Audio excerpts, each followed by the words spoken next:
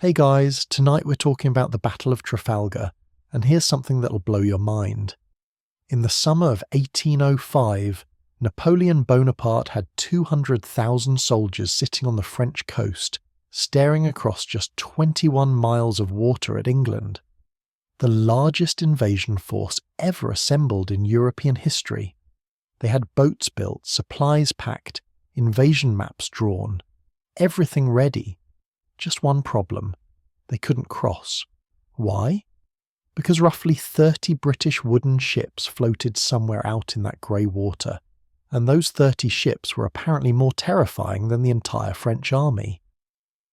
Napoleon, the man who'd conquered most of Europe, who'd crushed Austria, Prussia and Russia in battle after battle, couldn't figure out how to get his boys across a strip of water narrower than most people's morning commute.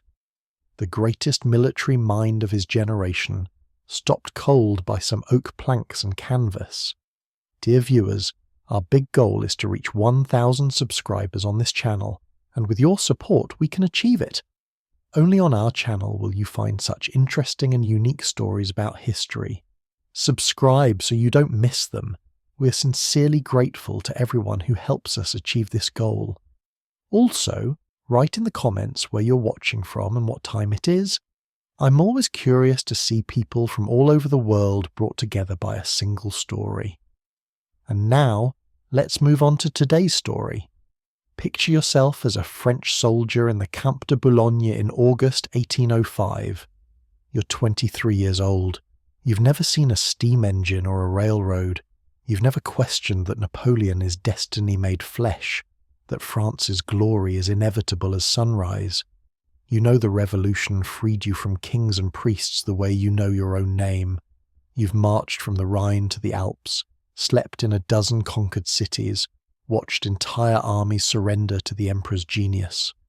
Now you sit on a beach, polishing your musket for the 100th time. The English Channel stretches before you, grey and restless under morning fog. Not the pleasant grey of a Paris winter, the grey of something alive and hostile, something that swallows men. Your uniform wool itches in the salt air, sweat pools under your shako despite the cool breeze. Other soldiers crowd the shoreline by the thousands, waiting, always waiting. The smell hits you first every morning, not normal sea smell. Rotting seaweed mixed with tar from the boatyards, backed by the stench of 200,000 men living in close quarters, their latrines, their cook fires, their unwashed bodies after months in camp. You've grown used to it, the way you've grown used to the constant sound of hammering from the dockyards where shipwrights build the flat-bottomed invasion barges. Your regiment drills 3 times daily in boarding exercises, climbing rope ladders, jumping into the practice boats, learning to keep formation while the boat rocks. Most of your comrades vomit during these drills. The boats aren't even moving yet, just tied to the dock, and already grown men turn green. Officers shout themselves hoarse trying to maintain order. Someone always falls in, gets fished out soaking and humiliated. The invasion barges themselves inspire no confidence whatsoever. Flat-bottomed things, more like floating wooden boxes than proper ships. They're designed to carry 50 soldiers plus equipment, to be rowed or towed by smaller vessels, to run up on English beaches and discharge troops directly onto enemy soil. Engineers swear they'll work. Veterans look at them and see coffins. Napoleon visits the camp constantly, reviewing troops, inspecting preparations, radiating absolute certainty. He tells you England will fall within 3 weeks of landing. London will burn. The revolution will finally strangle the last great monarchy funding resistance against France. You believe him because everyone believes him, because he's never been wrong before, because doubt feels like treason. But night after night, you look across that water and see nothing. No invasion fleet, no escort ships. The barges sit in harbour while your boots wear out from marching in place. The problem has a name, the Royal Navy. Somewhere out beyond the horizon, British warships patrol constantly. Third-rate ships of the line carrying 74 guns each, frigates scouting ahead, the entire system honed through decades of near-constant warfare. They don't need to defeat Napoleon's army. They only need to sink the invasion barges midway across, turn the channel into a graveyard, and watch France's finest soldiers drown in their wool uniforms. Napoleon understands this with crystal clarity. He needs naval supremacy in the Channel for just 6 hours, time enough to get the army across before British ships can concentrate and attack. 6 hours of control over that narrow strip of water, and he reshapes history. Without it, the invasion remains an expensive fantasy. His solution reveals both genius and desperation. France has a navy, but it's scattered and outnumbered. Spain's fleet, allied with France through coercion and treaty, adds numbers but not quality. Combined, the Franco-Spanish fleet might match British numbers, but matching isn't enough. British crews have been at sea for years, drilling constantly, perfecting gunnery to a murderous science. French and Spanish ships have spent months trapped in port by British blockades, their crews sick, their supplies rotting, their skills deteriorating. Napoleon devises a plan worthy of his reputation for audacity. His navy will break out from multiple ports simultaneously, confuse British forces, lure them away from the Channel, then race back and overwhelm whatever remains. It requires perfect timing, perfect coordination across thousands of miles, and perfect luck. 3 things naval warfare rarely provides. The man charged with executing this plan is Admiral Pierre-Charles Villeneuve, a 42-year-old officer with impeccable aristocratic credentials and a service record that inspires neither confidence nor enthusiasm. He survived the Battle of the Nile in 1798 by retreating while Nelson destroyed the rest of the French fleet. Some call it wisdom, others call it cowardice. Villeneuve himself seems unsure which description fits. Napoleon chose him anyway, or perhaps because no better candidates remained. The revolution and its purges had killed or driven out most experienced naval officers. Those who remained owed their positions more to political reliability than seamanship. Villeneuve understood naval theory perfectly. He could cite treatises on tactics, discuss wind patterns, calculate rates of fire. Whether he could actually win a battle remained an open question. Napoleon's orders to Villeneuve arrived in March 1805, detailed and unambiguous. Break out from Toulon with the Mediterranean fleet, sail to the West Indies, wreak havoc on British possessions, draw British ships across the Atlantic in pursuit, then race back to European waters, join with Spanish ships from Cadiz and Ferrol, overwhelm the British Channel fleet through sheer numbers, and clear the way for invasion. Simple in concept, nearly impossible in execution. Villeneuve departed Toulon on March 30th with 11 ships of the line, evading British blockade forces through a combination of luck and fog. He picked up Spanish ships at Cadiz, Admiral Gravina's squadron, adding 6 more powerful vessels. The combined fleet crossed the Atlantic in good time, reached Martinique in mid-May, and waited.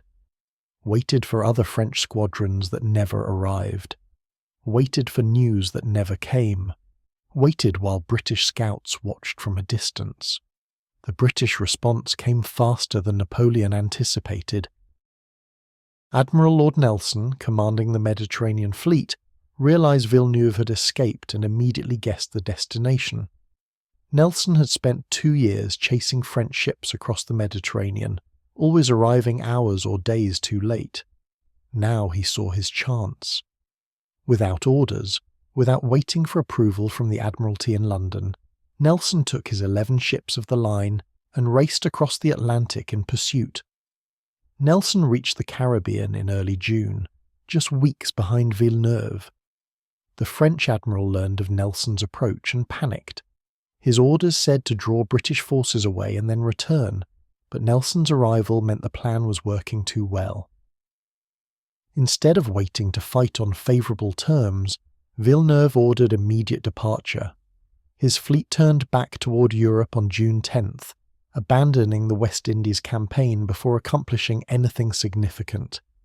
Nelson followed, but took a different route based on faulty intelligence. The two fleets missed each other completely in the vast Atlantic.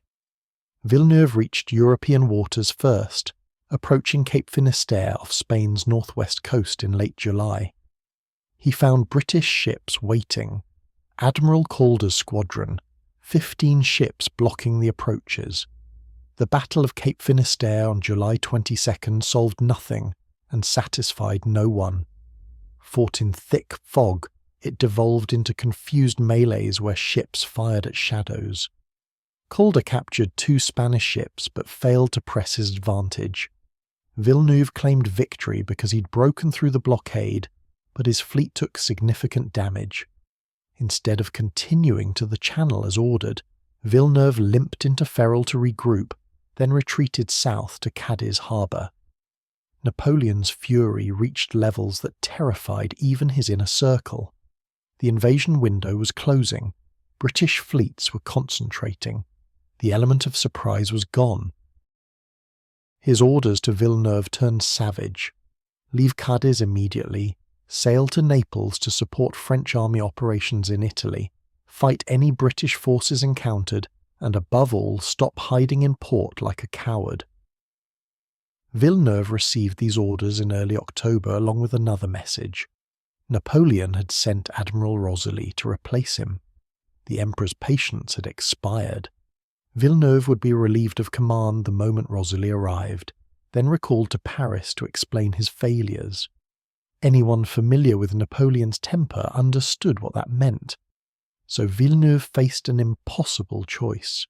Stay in port and be branded a coward, lose his command, probably face court-martial and execution, or take his fleet out to fight a battle he almost certainly couldn't win against an enemy he feared above all others. Because by late September, everyone knew which British admiral waited beyond the horizon, blockading Cadiz with a growing fleet. Lord Horatio Nelson had returned from his fruitless chase across the Atlantic, landed briefly in England for the first time in 2 years, received news that Villeneuve had taken refuge in Cadiz, and immediately sailed back to resume command. The hunter had found his prey's den. Now he simply waited for the prey to emerge. Nelson's ships established a loose blockade far enough from shore that French lookouts couldn't count them accurately. He wanted Villeneuve to feel confident enough to leave port, wanted him to underestimate British strength, wanted him to think escape was possible. The trap was set. The bait was visible. Nelson knew his enemy's character. Villeneuve would eventually try to run rather than fight, and running ships made easier targets than ships prepared for battle. Inside Cadiz harbour, Villeneuve's combined fleet counted 33 ships of the line, 18 French, 15 Spanish. On paper, superior numbers to anything the British could bring. In reality, a collection of vessels in varying states of readiness, manned by crews who distrusted each other. French sailors looked down on their Spanish allies as incompetent. Spanish sailors resented being dragooned into France's war. Officers from both nations argued constantly over tactics, supplies, precedents. Worse, many ships had been trapped in port for months or years. Hulls grew fouled with barnacles, slowing them. Supplies ran short. Disease spread in the cramped quarters. Dysentery, typhus, scurvy.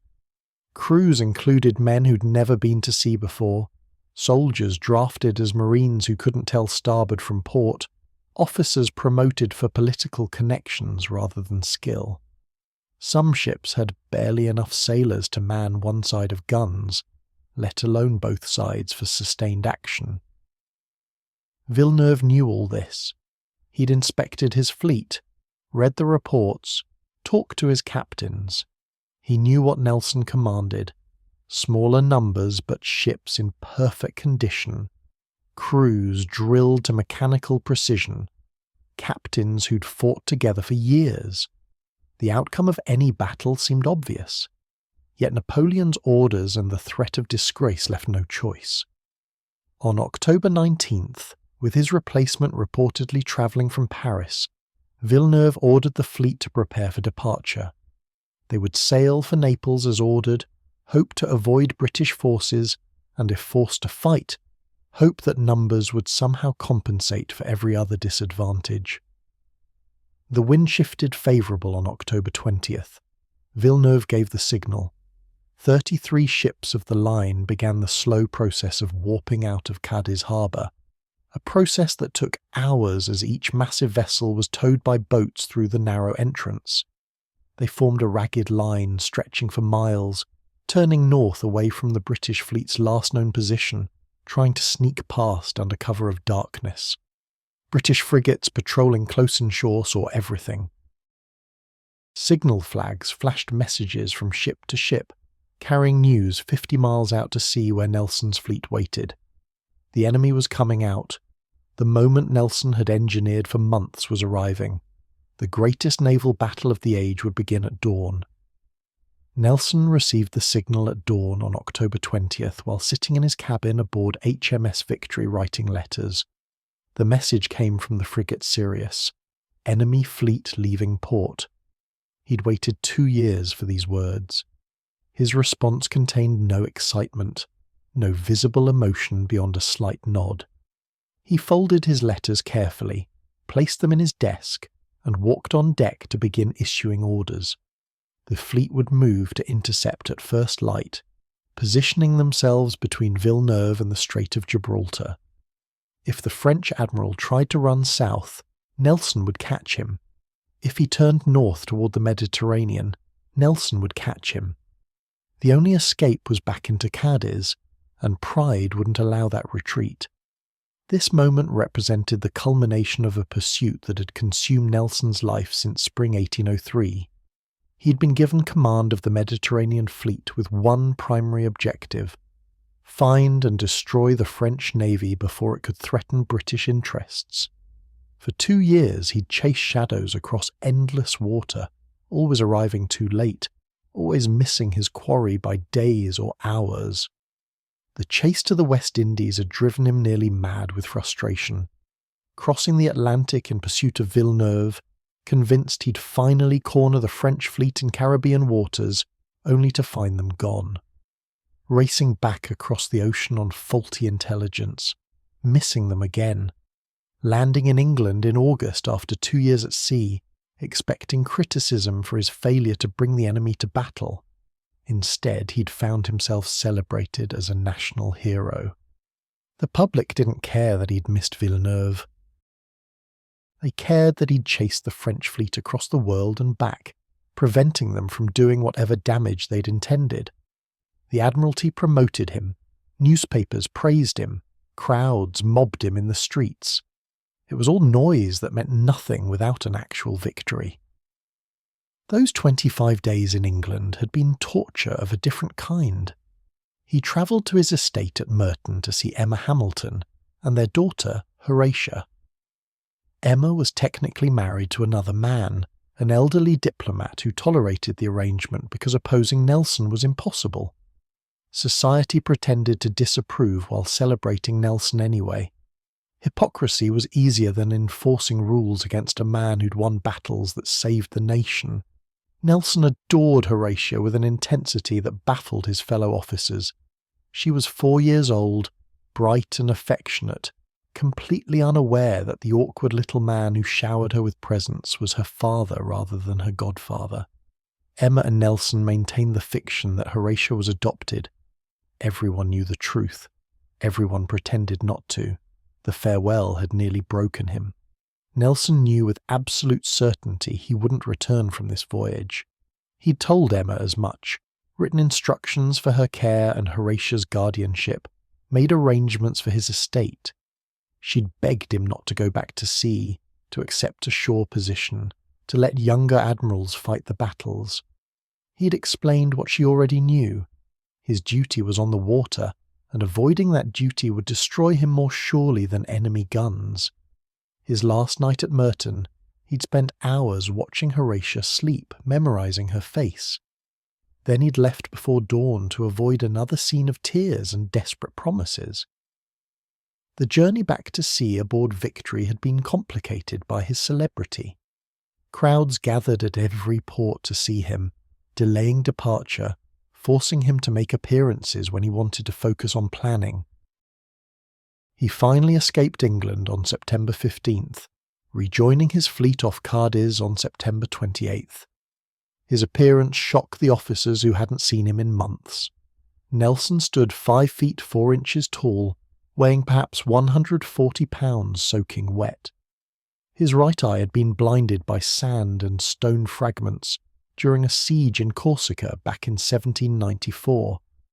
His right arm had been amputated after taking a musket ball during an assault on Santa Cruz in 1797. His body bore scars from a dozen other wounds, and he moved with the stiff gait of a man in constant pain. At 47 years old, he looked older, worn down by decades of service in every climate from the Arctic to the tropics. Recurring malaria left him weak and feverish. His teeth were mostly gone. His uniform hung loose on a frame that seemed to shrink with each campaign.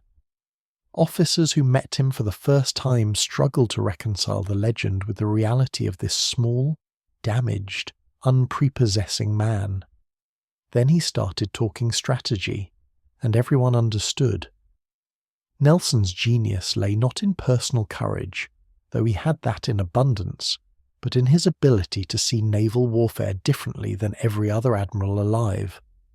While other commanders treated fleet actions like choreographed dances, maintaining careful formations and following established protocols, Nelson saw chaos as an opportunity rather than a risk. His core tactical innovation was simple: break the enemy's line.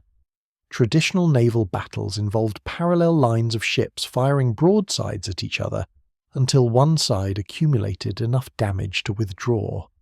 Orderly, predictable, and indecisive.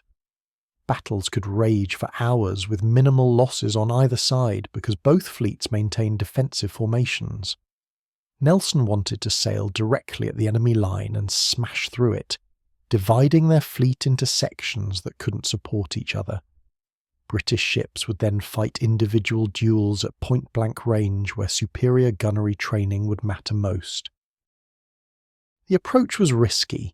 Ships breaking through would take concentrated fire during their approach, but the potential rewards justified the danger. More revolutionary was his command philosophy. Most admirals controlled battles through signal flags, maintaining tight control over every ship's movements. Nelson wrote detailed battle plans explaining his intentions, then trusted his captains to execute those intentions independently once battle began. He knew communication would break down in the smoke and chaos of combat.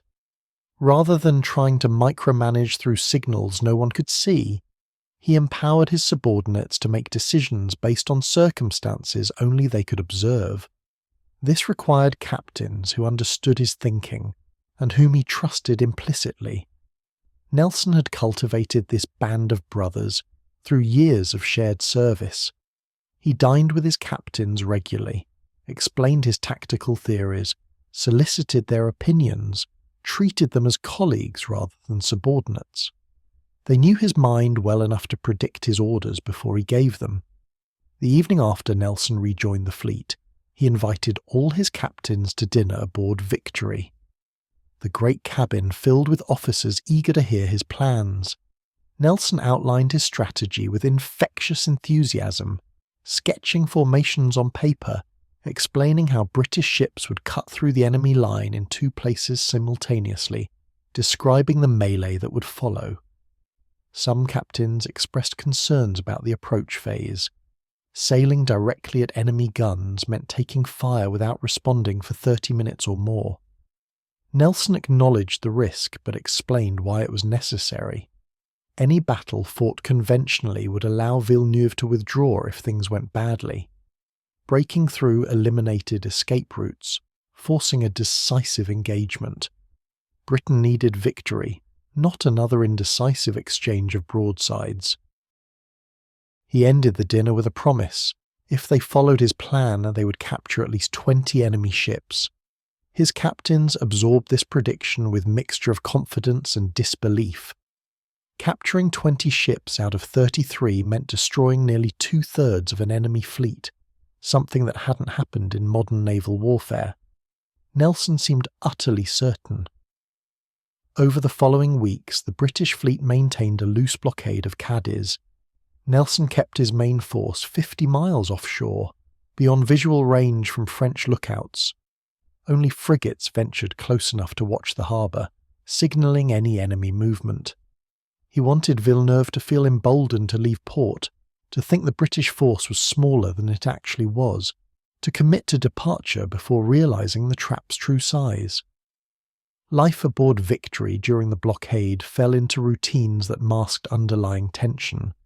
Sailors scrubbed decks, repaired rigging, practiced gunnery drills. Officers studied navigation and discussed tactics. Nelson paced the quarterdeck for hours, watching the horizon, waiting for signals from the frigates. He slept poorly, plagued by old wounds and new anxieties. Letters from Emma arrived via supply ships, making him simultaneously happy and melancholy.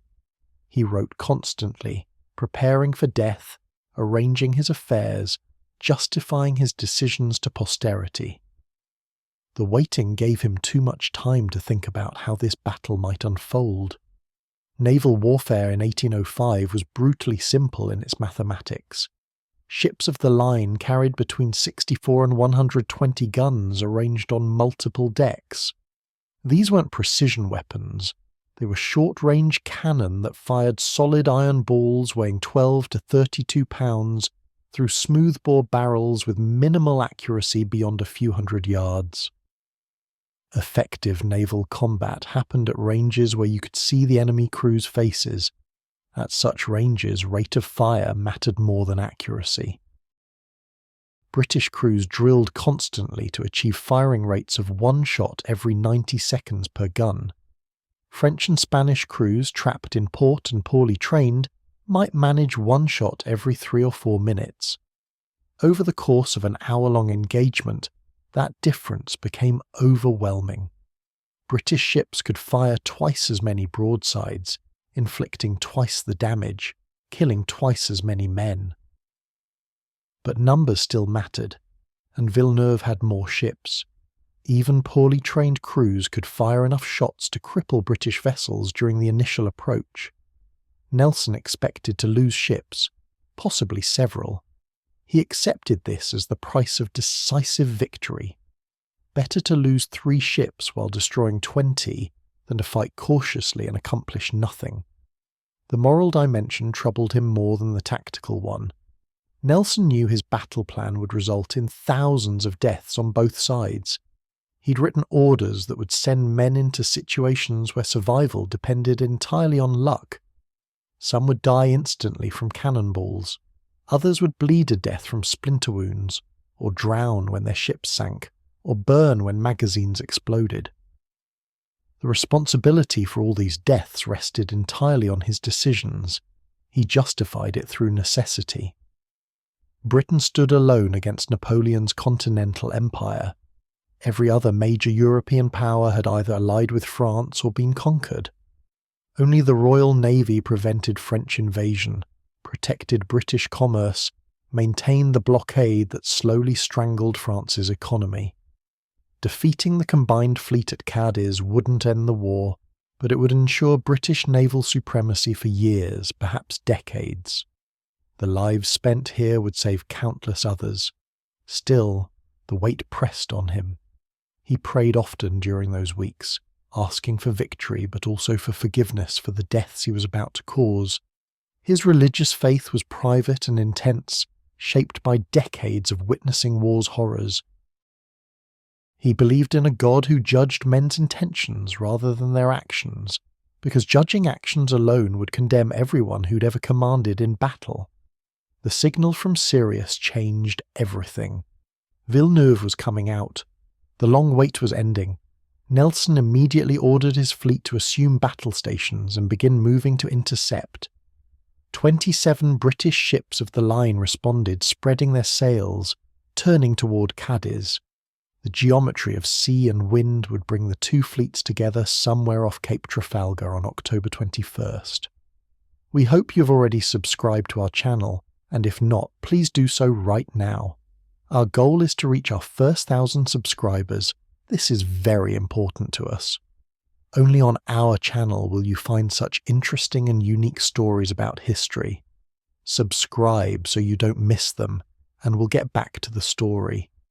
Nelson spent the night of October 20th preparing his final dispatches. He wrote to Emma, a letter full of love and anxiety and certainty he wouldn't survive the coming day. He wrote to the Admiralty, explaining his tactical plan so they'd understand his decisions if things went badly. He wrote a codicil to his will, making provisions for Emma and Horatia that the government might or might not honour. He wrote a prayer asking God to grant victory and protect his men, a prayer that ended with resignation to whatever fate awaited him personally. Dawn on October 21st broke clear and calm, unusual for autumn in these waters. Light winds from the west meant slow sailing for both fleets. Nelson came on deck at first light, already wearing his full dress uniform with all his decorations pinned to his chest. The uniform was elaborate, covered with medals and orders from various nations, making him instantly identifiable even at a distance. His officers immediately begged him to change into something less conspicuous. Enemy sharpshooters in the rigging would target officers, and the decorations marked Nelson as the fleet's commander. He'd be inviting a bullet.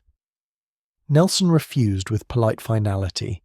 This was a momentous day, probably the most important of his career.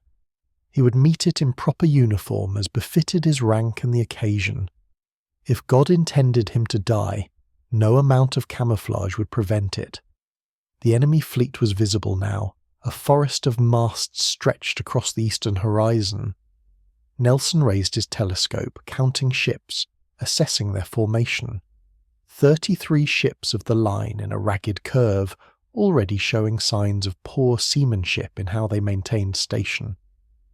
Villeneuve had them sailing north in no particular formation, some ships pulling ahead, others falling behind, gaps appearing in what should have been a cohesive line. Nelson smiled. The enemy's disorder was his opportunity. He ordered his fleet into 2 columns, exactly as planned. One column under his personal command aboard Victory would strike the enemy line near its centre. The second column under Admiral Collingwood aboard Royal Sovereign would hit the rear.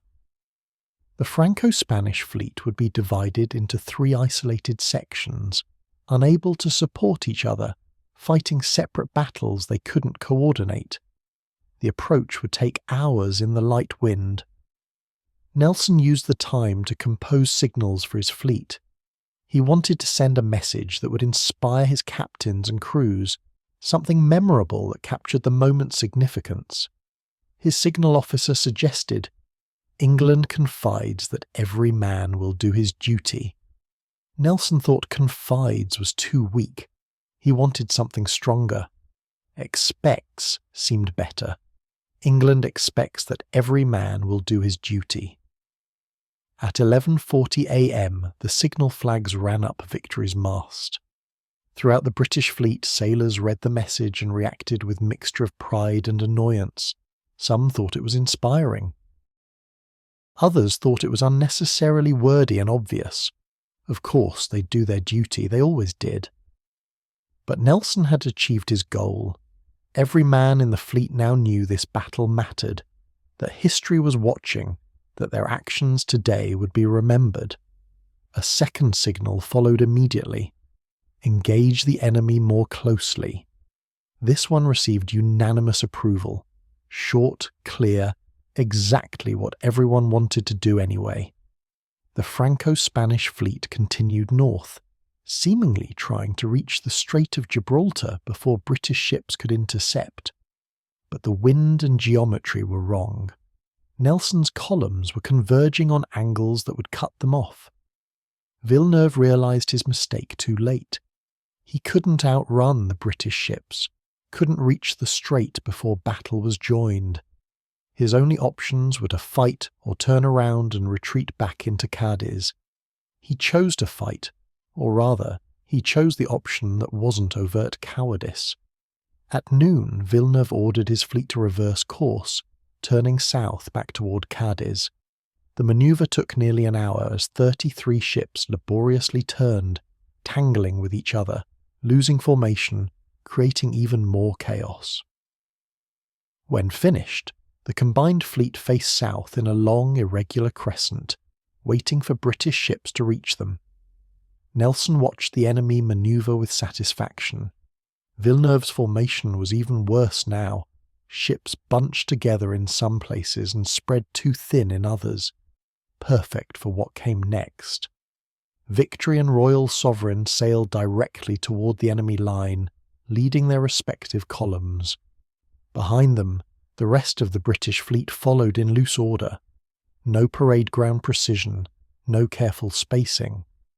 Nelson wanted his ships to attack as quickly as possible, not waste time on formations. Each captain would choose his own target and engage independently. The gap narrowed. 3 miles, 2 miles, 1 mile. Still too far for effective gunnery. The waiting began. The terrible silent phase where British ships sailed directly at enemy guns without being able to return fire. This was the dangerous part, the phase where Nelson's plan risked everything on British discipline and courage. At 12:04 p.m, the first French ship opened fire on Royal Sovereign. The ball fell short, sending up a tall splash of white water. A second shot followed, then a third. Still too far to hit consistently, but the range was closing with every minute, and soon those shots would strike home. The battle had begun. The contrast between the two fleets revealed itself in details invisible from a distance, but obvious to anyone who'd spent time aboard warships. British vessels gleamed with fresh paint and orderly rigging. Decks had been holystoned to bone-white cleanliness. Every rope sat properly coiled, every sail hung without patches or tiers. Gun crews had drilled until loading sequences became muscle memory performed without conscious thought. HMS Victory herself embodied this standard. Launched in 1765, she was 40 years old, but maintained like new through constant repair and refitting. Her 104 guns represented the finest naval artillery Britain could produce, each weapon precisely mounted and calibrated. Powder magazines deep in her hull held fresh gunpowder, stored in copper-lined rooms that prevented sparks. Shot lockers contained thousands of perfectly spherical iron balls organized by weight, everything designed for maximum efficiency in the chaos of combat. Her crew of 821 men knew their ship intimately.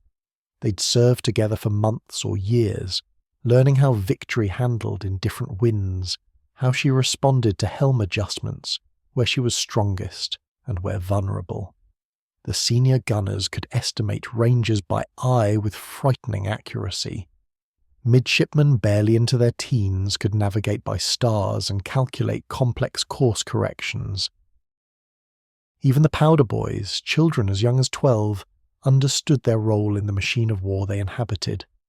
Daily life aboard Victory followed rhythms established over centuries of naval tradition. Sailors woke at dawn to scrub decks with sand and water. Breakfast was burgoo, a porridge made from oatmeal and whatever else could be added. Then drills, always drills.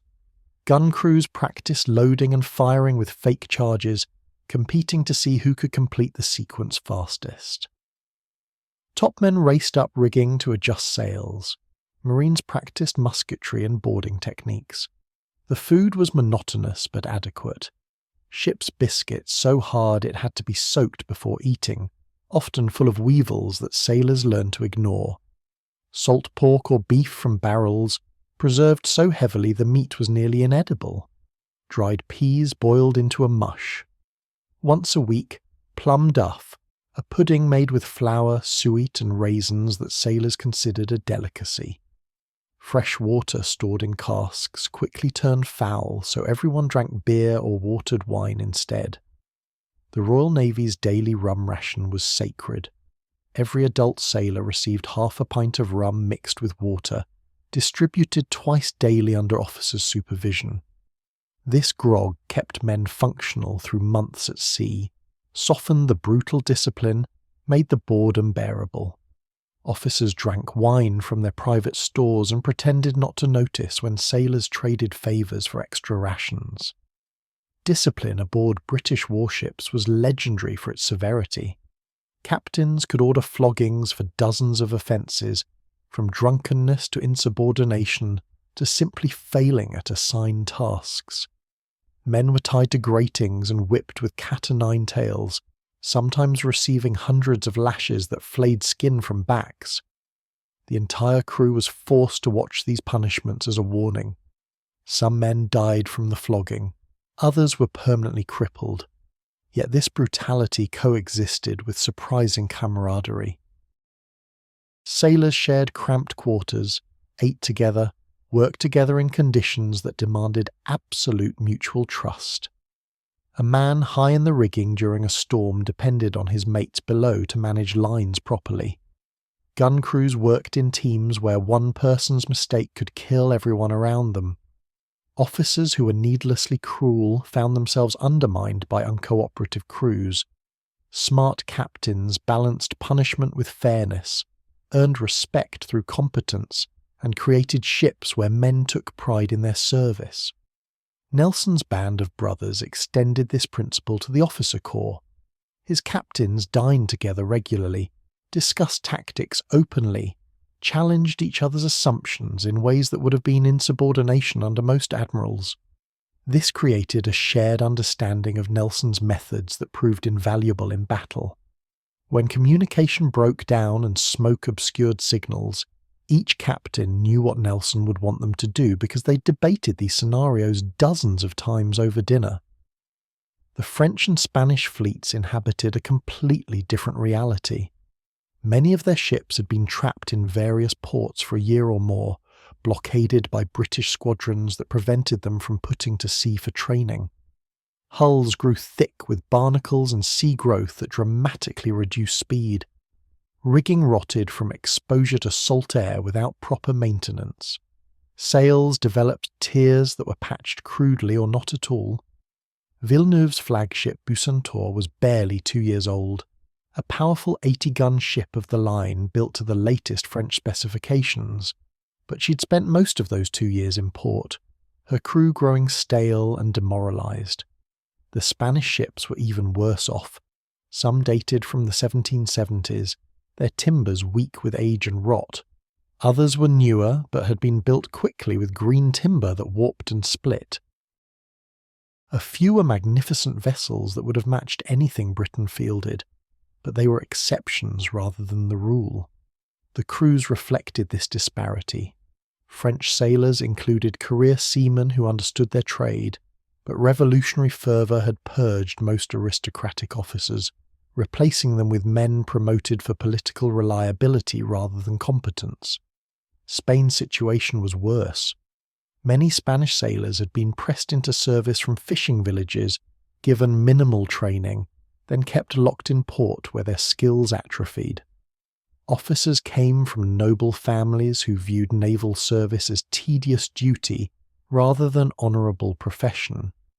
Disease ravaged ships that had spent months in harbour. Typhus spread through cramped quarters where men lived in filth and damp.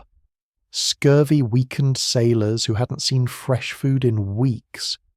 Dysentery killed men slowly and miserably. Ship surgeons did what they could with primitive medicine, and no understanding of disease transmission. Some vessels had lost a quarter of their crews to illness before ever engaging the enemy. Supplies had run short weeks ago. Many ships were rationing food and water, feeding crews on mouldy bread and rancid meat. Gunpowder was limited. Practice firing was forbidden because powder couldn't be replaced. This meant gun crews went into battle without knowing if their weapons would fire properly or how to adjust aim based on their ship's unique characteristics. Some guns hadn't been fired in months. The language barrier created additional chaos. French and Spanish officers spoke different languages, relied on interpreters for even basic communication, and brought fundamentally different tactical philosophies. French naval doctrine emphasized maintaining formation and coordinated maneuvers. Spanish tradition favored individual ship duels where courage mattered more than tactics. Neither side trusted the other's competence or commitment to the fight. Villeneuve had spent weeks trying to weld this collection into a cohesive fleet. He'd issued detailed battle plans that most Spanish captains couldn't read. He'd organised practice manoeuvres that fell apart when ships couldn't maintain station. He'd held councils of war where French and Spanish admirals argued through translators about everything from formations to signal codes. The conferences accomplished little beyond revealing how unprepared everyone felt. The night before, sailing from Cadiz, Villeneuve called his senior officers together for a final council. He explained the situation with brutal honesty. Napoleon demanded they sail to Naples. British ships waited outside to intercept them. Fighting was probably inevitable. Their best hope was to maintain tight formation, concentrate their superior numbers, and use defensive tactics to minimize damage while seeking opportunities to escape. Spanish Admiral Gravina objected immediately. Defensive tactics meant accepting Nelson's terms of battle. Better to attack aggressively, close to point-blank range where Spanish courage could compensate for British training. The argument raged for hours, French officers advocating caution, Spanish officers demanding boldness, everyone knowing that neither approach would likely succeed against Nelson's tactical genius. Villeneuve finally imposed his plan through sheer authority. The fleet would sail in a single line ahead, maintaining close order, ready to reverse course if necessary. Ships would not break formation to pursue individual targets. Gun crews would fire on my command, not independently. Anyone who violated these orders would face court-martial. The Spanish officers accepted this reluctantly, already planning to ignore instructions they considered cowardly. The contrast extended to how each fleet viewed the coming battle. British sailors approached it with confidence bordering on eagerness. They'd been drilling for this moment, trusted their officers completely, believed in Nelson's tactical genius, and expected to win decisively. Betting pools circulated through the fleet, sailors wagering on how many enemy ships they'd capture. The mood was almost festive despite the carnage everyone knew was coming. French and Spanish sailors felt dread.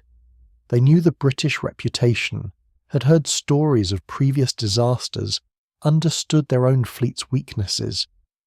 Officers wrote farewell letters to families, made peace with God, settled debts with comrades. Some captains actively hoped to avoid combat, planned to lag behind during the approach, looked for excuses to withdraw. Others burned with determination to prove themselves against the legend of Nelson, to show that courage could overcome disadvantages. The religious dimension mattered more on the combined fleet than among the British. Spanish ships carried priests who conducted masses and heard confessions before battle. Sailors kissed crucifixes and prayed to saints for protection. French revolutionary ideology officially rejected such superstition, but sailors hedged their bets anyway, whispering prayers to saints their government claimed didn't exist. Even officers who denounced religion during the Terror found themselves seeking divine intervention now that death approached. British sailors were generally less publicly religious, though many prayed privately, and all believed vaguely in God's favour for England's cause. Their confidence came less from faith than from training, experience, and trust in their commanders. They'd beaten French fleets before at the Battle of the Nile and the Battle of Copenhagen. They'd beaten Spanish fleets at Cape St. Vincent. No reason this time would be different. The professional pride ran deep. British sailors considered themselves the finest seamen in the world, and decades of near-constant warfare had proven them right. They could splice a line in darkness, reef a sail in a hurricane, load and fire guns while their ship pitched wildly. These weren't educated men. Most were illiterate, from the poorest classes of British society, but they were supremely competent at their deadly trade. French and Spanish sailors had courage but lacked confidence. Many were brave men willing to die for their countries. They simply didn't believe their courage would matter against British expertise. This psychological disadvantage proved as crippling as any material shortage. Men convinced they'll lose often do, no matter their numbers or firepower. The final councils of war aboard Victory the night before battle carried entirely different tone than Villeneuve's desperate planning session. Nelson's captains gathered in the great cabin, relaxed and confident, discussing details rather than debating fundamentals. Everyone understood the plan. Everyone accepted its risks. The conversation focused on tactical refinements, optimal angles of approach, which enemy ships to target first, how to handle specific scenarios that might arise. Nelson moved through the cabin like a host at a dinner party, joking with some captains, seriously discussing technical points with others, ensuring everyone felt heard and valued. His personal magnetism filled the room. Officers who'd served under other admirals marvelled at how he made them feel like partners in an enterprise rather than subordinates following orders. This was his genius, not just tactical brilliance, but the ability to inspire absolute devotion in men who would follow him into certain death without hesitation. The evening ended with Nelson offering a toast to victory and a prayer for their safe return. Then his captains returned to their ships to prepare their crews. The orders were clear. At dawn, they would sail directly at the enemy in 2 columns, break through their line and destroy them. Simple in concept, horrific in execution. But everyone believed it would work because Nelson had never been wrong before. As darkness fell on October 20th, both fleets made their final preparations. British ships cleared for action, a process that transformed warships into floating gun platforms. Crews moved furniture, personal possessions, anything loose below decks or threw it overboard. Bulkheads were dismantled and stored. Decks were wetted and sanded to prevent fires and provide traction when blood made them slippery. Guns were loaded and run out. Powder and shot were positioned for easy access.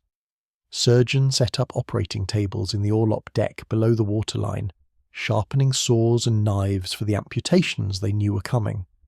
The combined fleet went through similar preparations but with less confidence and efficiency. Ships that had been slovenly in port remained slovenly preparing for battle. Officers who couldn't control their crews in calm conditions certainly couldn't impose order now. Some vessels achieved reasonable readiness. Others remained barely functional messes of tangled rigging and unprepared gun crews. The night passed slowly for everyone. Few men slept. Sailors checked their equipment repeatedly, wrote letters, talked quietly with messmates, tried to calm nerves that wouldn't settle. Officers paced their quarters, reviewed their orders, wondered if they'd be alive this time tomorrow. Villeneuve sat in his cabin aboard Bucentaure, knowing he faced impossible odds, hoping for a miracle that wouldn't come. Nelson spent his last night writing, letters to Emma, instructions for his estate, prayers for his men's safety. He knew with absolute certainty he wouldn't survive the coming day. He dreamed of dying in battle often enough, had come close so many times, felt death approaching like an old acquaintance. The premonition didn't frighten him. If anything, it brought peace. Better to die in victory than live with defeat. Better to die serving England than fade away in retirement. His death would mean something. That was enough. Dawn broke clear and calm on October 21st, 1805. The enemy fleet stretched across the horizon, waiting. The hunters had found their prey. Now came the killing. The sun rose at 6:20 a.m., burning through morning mist to reveal both fleets in stark detail. British lookouts counted carefully. 33 enemy ships of the line stretched in an irregular crescent 7 miles long. Villeneuve's formation resembled a sickle blade curving toward Cadiz, thick in the centre where his flagship commanded, thinner at the extremities where Spanish and French ships bunched together without clear organisation. Nelson studied the enemy disposition through his telescope and saw opportunity everywhere. The combined fleet's curve meant ships at the northern and southern ends couldn't support the centre quickly. Gaps appeared between vessels where poor seamanship had broken the line. Some ships had drifted ahead while others lagged behind, creating a ragged formation that would collapse under concentrated pressure at key points. His own fleet numbered 27 ships of the line, smaller but infinitely more cohesive. Victory led the northern column of 12 ships sailing directly toward the enemy's centre rear. Royal Sovereign commanded the southern column of 15 ships, aimed at the rear section where Spanish ships predominated. Both columns advanced in loose order, each captain free to choose his final approach angle and target. The wind remained frustratingly light, barely 5 knots from the west-northwest. Ships moved with glacial slowness, their massive hulls pushing through calm water at perhaps 2 miles per hour. What should have taken an hour would take 3 or 4. The approach phase, that terrible period of vulnerability when British ships sailed directly at enemy guns, would stretch interminably. Sailors aboard Victory made their final preparations in eerie silence. Gun crews checked their weapons one last time, ensuring flints were fresh and firing mechanisms functioned smoothly. Marines in red coats climbed into fighting tops high on the masts, carrying muskets to shoot down at enemy decks. Boys no older than 13 positioned themselves at ammunition hoists, ready to run powder and shot from magazines to guns. Surgeons below deck arranged their tools on tables already stained from previous battles. The ship's boys were powder monkeys, children recruited or press-ganged into service, given the most dangerous job aboard. During battle, they would sprint from the powder magazine to the guns carrying cloth cartridges filled with gunpowder, racing through smoke and chaos while cannonballs smashed through bulkheads around them. Many would die today. All knew it. None could do anything except their duty. Nelson walked the length of Victory's decks, speaking quietly with gun crews and officers. He had a gift for remembering names and personal details. He asked about families, recalled previous conversations, made each man feel seen and valued. His presence transformed abstract duty into personal loyalty. Men would die for England, but they'd die more willingly for this small, damaged admiral who knew their names. At 7 a.m, British ships hoisted battle flags. Multiple Union Jacks ran up each vessel's masts, ensuring that even if some were shot away, colours would still fly. Nelson ordered an additional white ensign raised at Victory's mizzen peak. He wanted no confusion about which ship he commanded. The French responded by hoisting their own colours, tricolour flags snapping in the light breeze. Spanish ships raised their red and gold standards. Aboard Bucentaure, Villeneuve watched the British columns advance and felt his stomach clench with dread. They weren't manoeuvring for a parallel engagement. They were coming straight at him, exactly as he'd feared, implementing the tactics Nelson had used to devastating effect at the Nile and Copenhagen. Villeneuve signalled his fleet to prepare for battle, though most ships had been ready for hours. He couldn't order an attack because his ships couldn't manoeuvre upwind against the British approach. His only option was to wait, maintain formation, and hope superior numbers would compensate for every other disadvantage. The passivity galled him. He was about to fight history's most aggressive admiral by sitting still and taking punishment. Some of Villeneuve's captains advocated turning the fleet around and retreating into Cadiz. The wind and geometry made this theoretically possible, though it would mean exposing their sterns to British fire during the turn and arriving in harbour in disgrace. Villeneuve rejected the suggestion immediately. Napoleon's orders were explicit: sail to Naples, fight if necessary, but under no circumstances retreat back into port. Disobeying meant court-martial and probably execution. Better to die with honour in battle. The gap between fleets narrowed with agonising slowness. 6 miles. 5 miles. Still too far for effective gunnery, though some French captains were growing anxious, eager to open fire even at extreme range just to do something besides wait. Villeneuve ordered them to hold, conserve powder, wait until British ships came into proper range where every shot would count. Aboard Royal Sovereign, Admiral Collingwood dressed in his best uniform and walked his decks with the same calm dignity Nelson displayed on Victory. Collingwood was Nelson's oldest friend in the Navy, had served with him for 20 years, understood his tactical thinking perfectly. The two men had exchanged letters regularly during the years-long pursuit of Villeneuve, discussing strategy and philosophy, sharing their frustrations and hopes. Collingwood's flagship would reach the enemy line first. Royal Sovereign was a fast ship, recently refitted with a copper-sheathed hull that slid through water more efficiently than older vessels. She'd pulled ahead of her column during the approach, opening a gap of several hundred yards between herself and the next British ship. This meant Royal Sovereign would face concentrated enemy fire alone for several minutes before support arrived. Collingwood welcomed this isolation. His ship's crew was among the finest in the fleet, her guns manned by teams who drilled endlessly, her officers competent and aggressive. They would break through the enemy line, absorb whatever punishment came, and create chaos for the ships following behind to exploit. It was exactly what Nelson's plan required, a dagger thrust into the enemy formation's heart.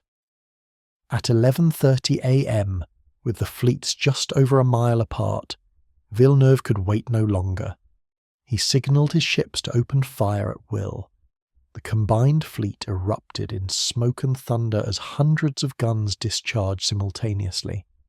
The opening broadside was ragged and poorly aimed, most shots falling short or flying high, but the sheer volume was terrifying. Iron balls weighing 32 pounds each screamed through the air, punching into water or whistling overhead. Royal Sovereigns sailed into this storm of metal without responding. British ships held their fire, conserving ammunition, trusting their approach despite the punishment they were taking. The first hit struck Royal Sovereign at 11:45, cannonballs smashing through her bow, tearing holes in her hull above the waterline. Wood splinters became lethal projectiles, spinning through the air with the force to decapitate men or embed themselves 6 inches deep in human flesh. A ball struck Royal Sovereign's foremast, gouging a deep groove in the timber but failing to bring it down.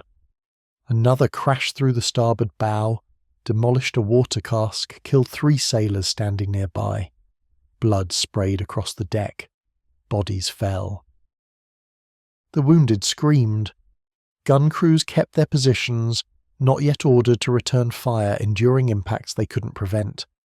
The psychological torture of this phase exceeded anything in normal combat. Sailors stood at their guns watching enemy ships fire at them, hearing the whistling approach of cannonballs, seeing messmates torn apart, unable to respond. Military discipline demanded they remain motionless, not flinch, not break, not flee the obvious danger. Some men prayed, others cursed. All waited for permission to shoot back. Victory followed several hundred yards behind Royal Sovereign, still not yet under effective fire. Nelson paced his quarterdeck, watching his friend's flagship take punishment, calculating when his own ship would enter range. His officers stood near him, trying to appear calm, all of them watching the enemy line grow closer with mixture of anticipation and dread. Captain Hardy commanded victory but deferred to Nelson for all tactical decisions. Hardy was a large, competent officer who'd served as Nelson's flag captain for years. The two men worked together with practiced ease, Hardy managing the ship's sailing while Nelson focused on fleet movements and battle tactics.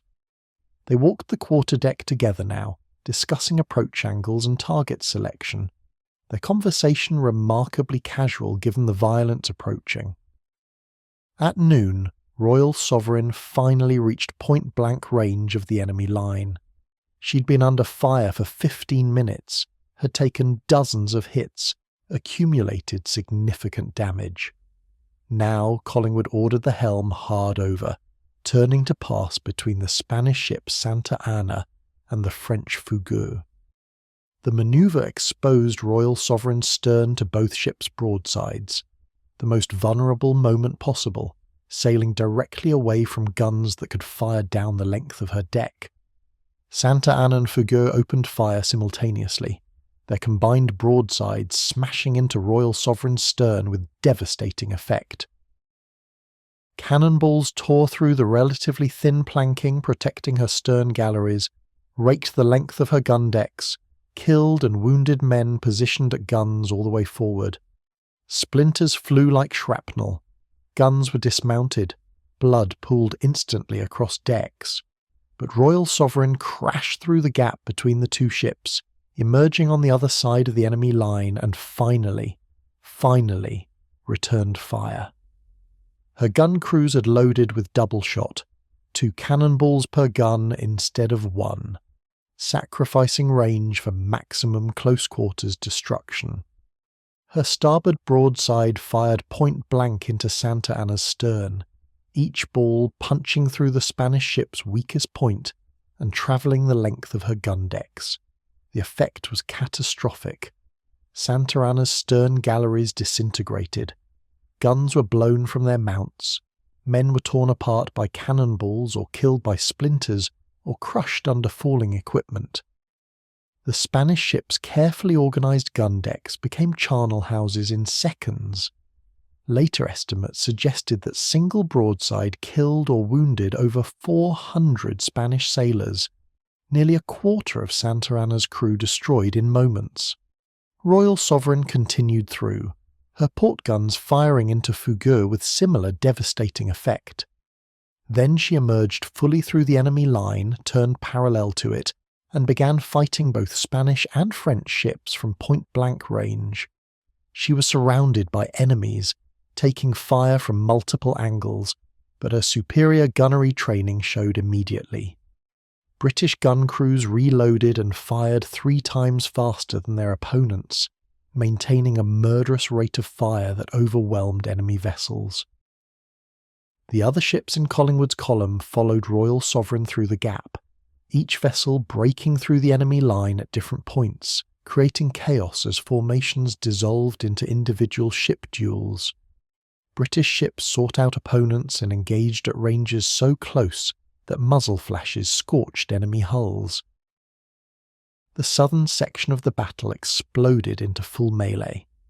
Victory was still several hundred yards from the enemy line, sailing through increasingly heavy fire. Nelson's northern column moved slower than Collingwood's, because Victory herself was an older, heavier ship without copper sheathing. The delay meant watching Royal Sovereign's engagement while still unable to participate, still enduring the approach phase's helpless vulnerability. French ships in the centre of Villeneuve's line had concentrated their fire on Victory, recognising her as the flagship. Dozens of guns targeted her specifically. Cannonballs struck with increasing frequency as range closed. One ball smashed through Victory's hull at the waterline, killing 8 Marines standing together. Another destroyed the ship's wheel, forcing sailors to steer from the gun deck using emergency tillers. A third cut Victory's mizzen topmast, sending it crashing down with rigging and canvas. Nelson stood on the quarterdeck in his elaborate uniform, medals glinting in the sunlight, making no effort to take cover. Hardy stood beside him. Both men maintained expressions of professional detachment despite the carnage erupting around them. Hardy's secretary was cut in half by a cannonball that passed between Nelson and Hardy, missing them both by inches. The secretary's blood sprayed across both officers' uniforms. Nelson brushed at the stains absently and continued observing the enemy line. At 12:45 p.m., victory finally reached the combined fleet. Nelson had aimed for a gap in the enemy line near Villeneuve's flagship Centaur, intending to cut off the French admiral from his fleet's rear sections. But other British ships had closed the gaps through aggressive manoeuvring. The enemy line was now nearly solid, ships positioned so close together that passing between them was impossible without collision. Nelson made his decision instantly. Victory would break through by force, ramming if necessary, accepting whatever damage came from passing directly under enemy guns at point-blank range. He ordered the helm turned slightly to aim Victory at Bucentaux's stern. They would rake the French flagship just as Royal Sovereign had raked Santa Ana, then crash through and engage from the far side. Bucentaux's captain saw Victory approaching and understood the danger perfectly. His ship couldn't maneuver to avoid the rake. Not enough time, not enough wind. He ordered every gun that could bear to fire at Victory's bow, trying to cripple the British flagship before she reached optimal position. The concentrated fire was overwhelming. Victory's bow took hits that tore through her hull, dismounted guns, killed dozens of men. But she kept coming. British ships were built to absorb punishment, their oak hulls 2 feet thick at key points, designed to survive battles that would sink lesser vessels. Victory ploughed through the storm of iron, her crew dying around smoking guns they hadn't yet fired, her bowsprit reaching toward Bucentaux's ornate stern like an accusing finger. At 1 p.m. exactly, Victory crossed Bucentaux's stern at a distance of perhaps 50 yards and fired. Her port guns discharged in a rolling broadside that took several seconds to complete, as each gun crew fired when ready. 50 guns loaded with double shot fired directly into Bucentaux's stern galleries and along her gun decks. The French flagship shuddered from the impact, her stern structure collapsing inward, her deck swept by iron and splinters, her crew decimated.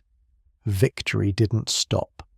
She sailed past Bucentaux's stern, then turned hard to cross in front of the French ship Redoutable, another 74-gun ship that had been positioned immediately behind Villeneuve's flagship. The ships were so close that Victory's yardarms tangled with Redoutable's rigging, locking the two vessels together in an embrace neither could escape. The melee had begun in earnest.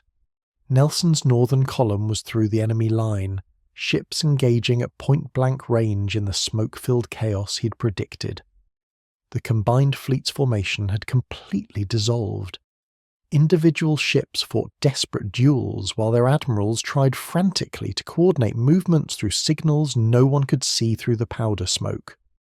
The battle Nelson had orchestrated so carefully had devolved into exactly the kind of close-quarters brawl where British advantages in training and gunnery would matter most. Now came the killing in earnest, the hours of sustained violence that would determine whether his tactical genius or Villeneuve's superior numbers would prevail. Victory and Redoutable ground together in a collision that sent shudders through both hulls. Yardarms locked, rigging tangled. The ships couldn't separate now even if their captains wanted to. French sailors aboard Redoutable threw grappling hooks across the narrow gap, securing the vessels together for boarding. Captain Lucas commanded Redoutable, a young officer known for training his crew specifically for close-quarters combat rather than traditional gunnery duels. Lucas had packed Redoutable's fighting tops with Marines carrying muskets and grenades. His gun decks were manned, but his real strength lay in the riflemen positioned high in the masts, looking down at Victory's exposed decks. From this elevated position, they could shoot British officers, throw grenades onto Victory's deck, prepare for the boarding action Lucas believed would decide the engagement. The first musket shots cracked out at 1:05 p.m. French Marines in Redoutable's tops aimed carefully at Victory's quarterdeck, where British officers clustered. The range was perhaps 40 feet, close enough to hit reliably. Musket balls whined through the air. Nelson's secretary fell dead. A Marine was shot through the chest. Captain Hardy's shoe buckle was struck, the ball deflecting harmlessly, but the impact jarring enough to make him stumble. Nelson continued pacing the quarterdeck as though immune to the danger. He walked in measured circuits, hands clasped behind his back, occasionally raising his telescope to observe other ships in the fleet. His calm infected those around him. If the admiral wasn't concerned about French musket fire, his officers reasoned, perhaps they shouldn't be either. Several paid for this false confidence with their lives in the next minutes. Below decks on both ships, gun crews fought battles measured in seconds between broadsides. Victory's gunners could fire roughly every 90 seconds, a rate achieved through brutal repetition during years of drills. Redoutable's crews managed perhaps one shot every 3 minutes, but at this range even poorly trained gunners couldn't miss. Cannonballs fired from 10 feet away punched through oak hulls, travelling completely through the ship and out the other side, killing anyone in their path. The noise was beyond anything civilian life offered as reference. Guns discharged with concussive force that ruptured eardrums and left men permanently deaf. The sound echoed between the wooden walls of ships locked together, amplifying until it became physical pain. Men shouted orders at each other from inches away and couldn't hear the responses. Communication happened through gestures and prior training. Smoke filled both ships within minutes. Black powder produced thick white smoke that hung in the windless air, reducing visibility to arm's length. Gun crews worked blind, loading and firing by feel and memory, breathing air so thick with particulate that it choked lungs and left men coughing blood. The smoke smelled of sulphur and burning wood and copper blood. British gun crews maintained their superior rate of fire through sheer muscle memory and discipline. Load powder cartridge, ram it home, load ball, ram again. Load wadding, ram final time, run gun forward, prime touch hole, fire on command. 12 steps repeated endlessly, men moving as automatons despite wounds and exhaustion and terror. Some crews kept firing even after their gun captains were killed, younger men stepping up to take over commands they'd watched being executed hundreds of times. Splinters killed more men than cannonballs. When iron struck oak at high velocity, the wood exploded into thousands of razor-sharp fragments travelling at lethal speeds. These splinters sliced through flesh, severed arteries, embedded themselves deep in bodies. Men were decapitated by spinning planks. Others were impaled by pieces of their own ship turned into weapons. The wooden construction that made ships possible became the primary killing mechanism in naval battles. HMS Temeraire came up on Redoutable's far side, trapping the French ship between two British vessels. Temeraire was a 98-gun second rate, one of the most powerful ships in Nelson's fleet. Her arrival transformed the duel into an execution. Redoutable now took broadsides from both sides simultaneously, caught in a crossfire that systematically destroyed her gun decks. French gun crews died at their posts, replaced by other sailors who died in turn, the positions refilled until no one remained alive to serve the weapons. But Lucas's Marines in the tops continued their deadly work. They couldn't affect the gunnery battle happening below, but they could kill British officers. And officers aboard Victory were concentrated in one predictable location, the quarterdeck where Nelson walked with Hardy and his flag officers. At approximately 1:15 p.m, a French Marine in Redoutable's mizzen top aimed carefully at the small figure pacing below him. The Marine was roughly 50 feet up, looking almost straight down at Victory's quarterdeck. His target wore an elaborate uniform covered in medals and decorations, clearly someone important. The Marine fired. The musket ball entered Nelson's left shoulder, travelled downward through his chest, tore through his lung, shattered 2 ribs and lodged against his spine. The impact drove him forward and down. His knees buckled. He collapsed face first onto the deck, his medals scraping against the planking that had already been stained with blood from earlier casualties. Hardy turned at the sound of the fall and saw Nelson down. 2 sailors rushed forward and caught the admiral before he could roll. Hardy knelt beside him immediately, searching for the wound. Nelson was conscious, but his voice was weak, each word requiring effort through damaged lungs. Hardy ordered the sailors to carry Nelson below to the surgeon. They lifted him as gently as possible, which wasn't very gentle at all on a deck pitching from the ship's movements and slippery with blood. Nelson's face was grey with shock. He knew the wound was mortal, had seen enough men shot to recognise fatal injuries by the symptoms. The paralysis of his legs told him the ball had damaged his spine. The difficulty breathing indicated lung damage. This was death approaching at its own pace, taking minutes or hours, but absolutely certain. The sailors carried Nelson down through the chaos of Victory's gun decks, past crews firing their weapons, past wounded men waiting for treatment, down into the orlop deck deep in the ship's hull, where the surgeon had set up his operating station. Lanterns provided minimal light. The surgeon, William Beatty, looked up from an amputation as Nelson was brought in. Beatty examined the wound quickly and confirmed Nelson's own diagnosis: mortal. The ball had gone too deep to extract, had damaged too many vital structures. Nothing could be done except make the dying man comfortable. Beatty gave Nelson wine and water, propped him up slightly to ease breathing, covered him with a sheet. Then he returned to treating men who might survive. Nelson lay on the orlop deck while the battle raged overhead. Each broadside from Victory's guns caused the ship to shudder, the vibration travelling through the hull into his shattered chest. He could hear the screams of wounded men around him, smell the blood and powder smoke that permeated every space below decks, feel his own strength ebbing with each laboured breath. Above on the quarterdeck, Hardy continued commanding Victory while simultaneously managing the broader battle. Nelson's wound was catastrophic, but couldn't be allowed to disrupt the fleet's attack. The plan was working. British ships were through the enemy line, fighting individual duels where their superior training mattered most. But the outcome remained uncertain, the fighting still savage, losses mounting on both sides. Redoubtable continued taking punishment from Victory and Temeraire, her hull gradually being reduced to splinters, her crew dying in droves. But Lucas refused to surrender. His Marines kept firing from the tops.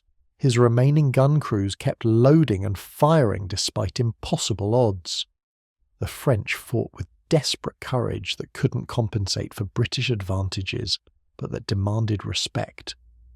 Across the broader battle, similar duels raged between dozens of ships. HMS Belle-Isle had crashed through the enemy line early in Collingwood's attack, and now found herself surrounded by French and Spanish vessels. Her masts were shot away, leaving her drifting helplessly, unable to manoeuvre or escape. But her guns continued firing in all directions, her crew fighting off 4 enemy ships simultaneously, through sheer bloody-minded determination. The Spanish ship Santísima Trinidad was the largest warship afloat in 1805, a massive 4-decker carrying 130 guns. She towered over British ships engaging her, her broadside potentially devastating. But her crew couldn't use her advantages effectively. British ships darted around her like wolves attacking a bear, firing broadsides into her massive hull, then moving before she could respond effectively. Santissima Trinidad took hit after hit, her great size merely providing a larger target. HEMS Mars engaged the French ship Pluton in a vicious duel that killed Mars's captain within minutes. The British ship's crew continued fighting under their first lieutenant, maintaining discipline despite the loss. They drove Pluton away through superior gunnery, then engaged another French ship immediately. There was no time for mourning, no pause to process the loss. The battle demanded constant action. The French ship Achille caught fire when a British shot ignited powder on her deck. Flames spread rapidly through the dry timber and canvas, creating a pillar of black smoke visible across the entire battle. Her crew tried desperately to fight the blaze while also manning guns and avoiding further British attacks. The fire spread faster than they could control.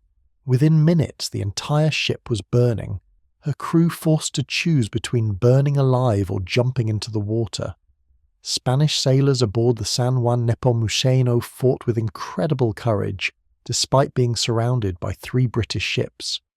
They maintained their formation, returned fire consistently, refused surrender demands even as their casualties mounted. Their captain was killed. Their first lieutenant took command and continued fighting. He was killed. Their second lieutenant took command.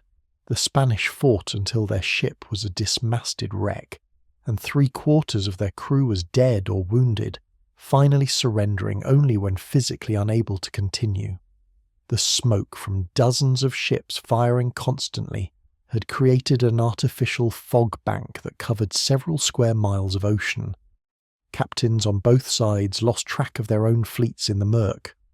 Ships emerged from smoke banks with no warning, forcing split-second decisions about friend or foe. Several ships fired on their own allies by mistake, adding to the general chaos. Villeneuve aboard Bucentaure tried to maintain some control over his fleet's actions but was fighting blind. British ships had cut his communications, isolated his flagship, destroyed his ability to signal. He could see perhaps 2 or 3 nearby ships through the smoke. Everything else was invisible or reduced to vague shapes. His elaborate battle plan had dissolved into uncoordinated individual duels exactly as Nelson had intended. Bucentaure herself was dying. Victory's raking broadside had destroyed her gun decks, killed hundreds of her crew, dismounted most of her weapons. British ships continued targeting her throughout the battle, recognizing her as Villeneuve's flagship. By 1:30 p.m., Bucentaure's masts were shot away. Her hull was riddled with holes. Her decks were covered with dead and dying men. She was still fighting, but only barely, her few remaining guns firing sporadically. HMS Neptune closed with Bucentaure and delivered another devastating broadside at point-blank range. The French flagship shuddered from the impact. Her mainmast finally collapsed, crashing down in a tangle of rigging and canvas that trapped men beneath it. Her guns fell silent.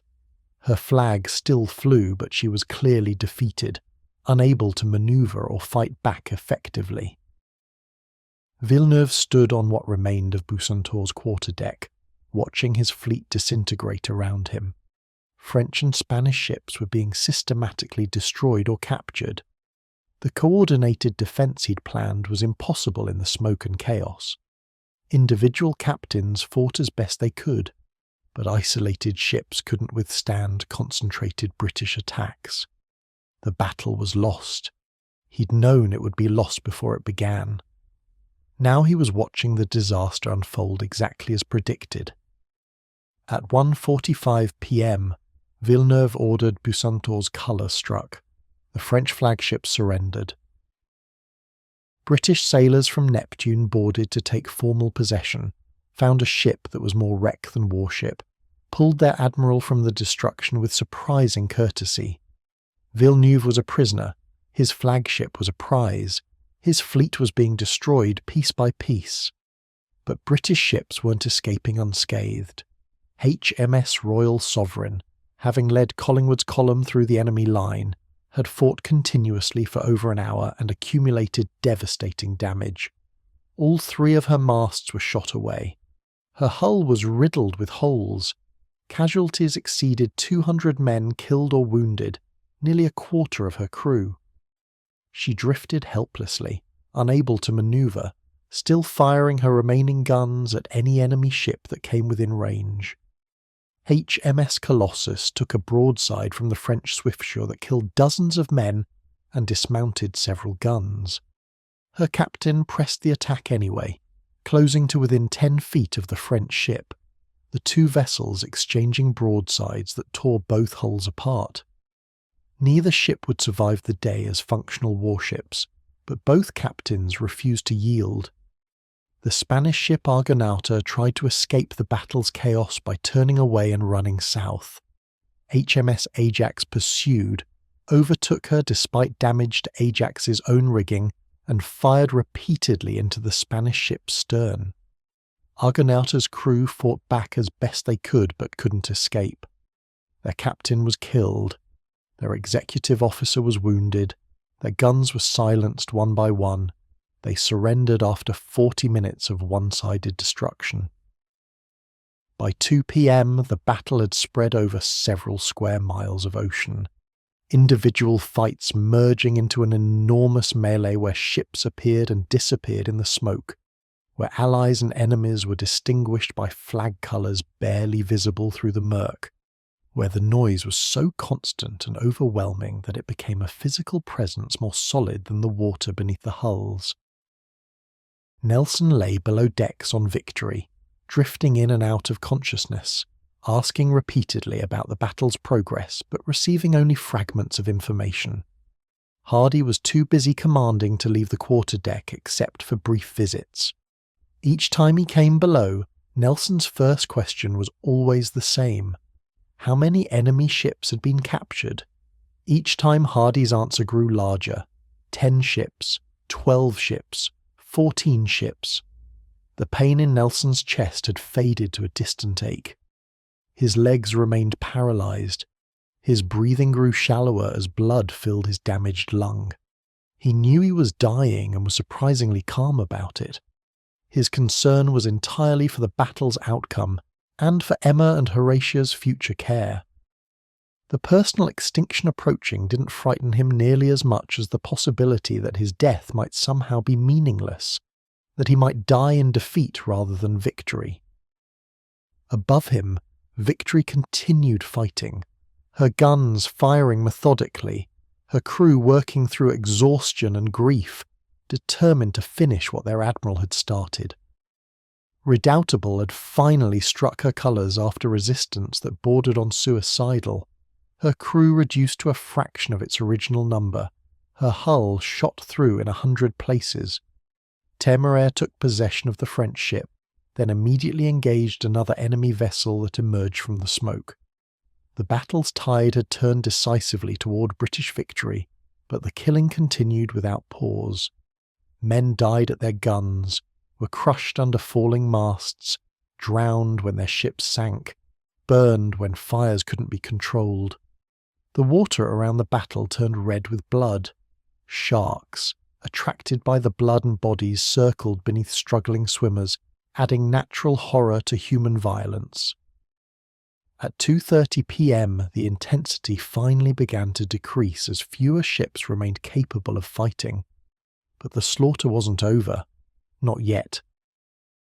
The worst was still to come for some vessels, and Nelson's death approached with the same inexorable certainty as the battle's conclusion. The French ship Fougueux, already battered from Royal Sovereign's initial breakthrough, made a desperate attempt to escape the melee by turning south toward Cadiz. HMS Téméraire spotted the movement and pursued, closing rapidly despite her own damage. Fougueux's captain saw Téméraire approaching and tried to accelerate, ordering every scrap of canvas hoisted on masts that were already weakened by British fire.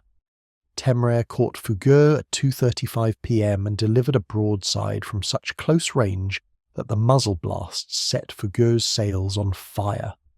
The French ship's mainmast, already damaged, couldn't withstand the vibration. It toppled backward, crashing across her stern and dragging yards of burning canvas with it. The fire spread immediately through dry rigging and tarred ropes, creating an inferno that trapped French sailors between flames above and British guns beside them. Fougueur's crew abandoned their guns to fight the fire, forming bucket chains, cutting away burning rigging, throwing burning debris overboard.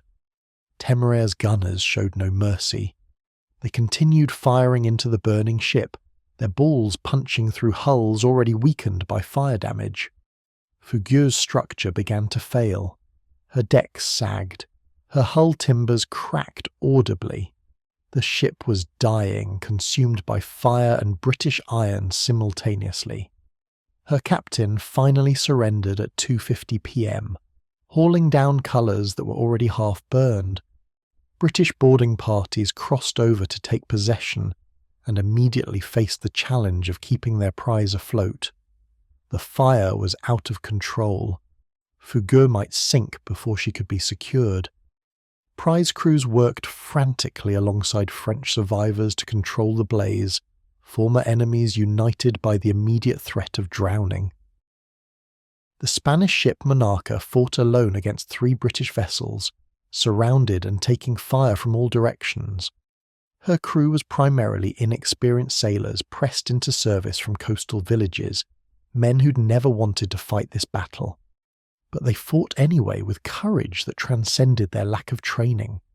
They maintained fire from their few remaining functional guns, refused surrender demands, died at their posts rather than yield. HMS Bellerophon engaged Monarca at murderously close range, the ship separated by perhaps 20 feet of water. Gunners could see their targets' faces before firing. The British broadside tore through Monarca's hull, the balls travelling completely through the ship and splashing into the water on the far side. Spanish gun crews were swept away by the impacts, their positions instantly refilled by other sailors who stepped over corpses to reach the guns. Monarca's mizzenmast fell at 3 p.m., killed a dozen men in its collapse, crashed through the deck into the gun deck below. The Spanish ship was effectively helpless now, unable to manoeuvre, her guns falling silent one by one as crews were killed or wounded beyond replacement. Still her flag flew. Still her captain refused to surrender. British officers aboard Bellerophon began to feel grudging admiration for enemies who wouldn't quit despite impossible odds. A British Marine finally shot Monarca's captain from Bellerophon's fighting top. The Spanish officer fell dead on his own quarterdeck, still clutching his sword. His first lieutenant took command and immediately struck the colours. The Spanish crew had fought until their leadership was physically eliminated. No shame remained in surrender after that level of resistance. HMS Britannia, a massive 100-gun first rate, had arrived late to the battle but made up for tardiness with devastating effectiveness. She closed with the Spanish ship Santissima Trinidad, the giant four-decker that had intimidated attackers through sheer size. Britannia's fresh crew and undamaged guns delivered broadsides that finally broke Santissima Trinidad's resistance. The Spanish giant's hull was riddled with hundreds of hits, her decks covered with casualties, her guns mostly silent. But Santissima Trinidad wouldn't surrender. Her captain was dead, killed hours earlier. Her first lieutenant was wounded. Her second lieutenant commanded what remained of the crew and refused to yield despite being urged by his own officers to end the slaughter. British ships surrounded Santissima Trinidad and continued firing into her at point-blank range, methodically destroying the largest warship afloat because her commander wouldn't accept the obvious. The situation repeated across the entire battle. French and Spanish ships that should have surrendered hours ago continued fighting through pride or fear, or simple inability to coordinate surrender amid the chaos. British ships that should have withdrawn to repair damage instead pressed attacks against fresh enemies. The battle had developed a momentum independent of rational decision-making, a collective insanity where stopping felt like betrayal of comrades who'd already died. The French ship L'Aigle tried to break through British lines and escape north. She'd taken relatively light damage early in the battle, had manoeuvred away from the worst fighting, preserved most of her crew. Her captain saw an opening in the British cordon and took it, hoisting every sail, running before the wind.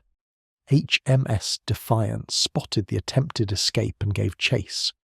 The pursuit stretched over several miles, both ships sailing at their maximum speed, L'Aigle desperate to reach the safety of open ocean, Defiance determined to prevent any enemy ship from escaping. The race lasted 20 minutes before Defiance's superior seamanship closed the gap. She came alongside L'Aigle at 3:15 p.m. and fired a broadside that shattered the French ship's pretensions of escape. L'Aigle's foremast came down, dragging her speed to a crawl. Defiance circled back and delivered another broadside into the helpless ship. L'Aigle tried to respond, but her gun crews were exhausted from hours of battle. Their aim was poor, their rate of fire pathetic compared to British standards. Defiance pounded her systematically for 10 minutes until the French captain finally accepted reality and surrendered. Aboard Victory, Nelson's condition deteriorated with agonizing slowness. He remained conscious but weak, his breathing increasingly laboured as blood accumulated in his damaged lung. Surgeon Beatty visited periodically between treating other wounded men, could do nothing except adjust Nelson's position and offer water. The Admiral's primary concern remained the battle's outcome. Hardy finally found time to visit the orlop deck at 3:20 p.m. He knelt beside Nelson and reported that at least 14 enemy ships had been captured, possibly 15. French and Spanish resistance was collapsing. Victory was assured. Nelson's tactical plan had worked perfectly. The enemy line was broken, their fleet destroyed piecemeal. British losses were significant but sustainable. Nelson asked about specific ships and captains, worried about his band of brothers, hoping no close friends had been killed. Hardy reassured him where he could, admitted casualties where necessary. The conversation was brief. Hardy was needed on deck, but it gave Nelson what he most wanted: certainty of victory before death. The dying admiral then shifted concern to Emma and Horatia. He asked Hardy to ensure the government would provide for them, to make his last wishes known to the Admiralty, to see that Emma received the pension and recognition she deserved as his widow in all but legal name. Hardy promised, though both men knew government promises to mistresses were unreliable. Nelson had to trust that his fame and this final victory would compel honouring his requests. Hardy returned to the quarterdeck where Victory's guns still thundered. The French ship Neptune had appeared through smoke, fresh and undamaged, looking for enemies to engage. Hardy ordered Victory to fire on Neptune despite his ship's extensive damage. British crews responded with the discipline that defined them, loading and firing as though they hadn't been fighting for 3 hours already. Neptune took Victory's broadsides and returned fire, the two ships hammering each other at close range.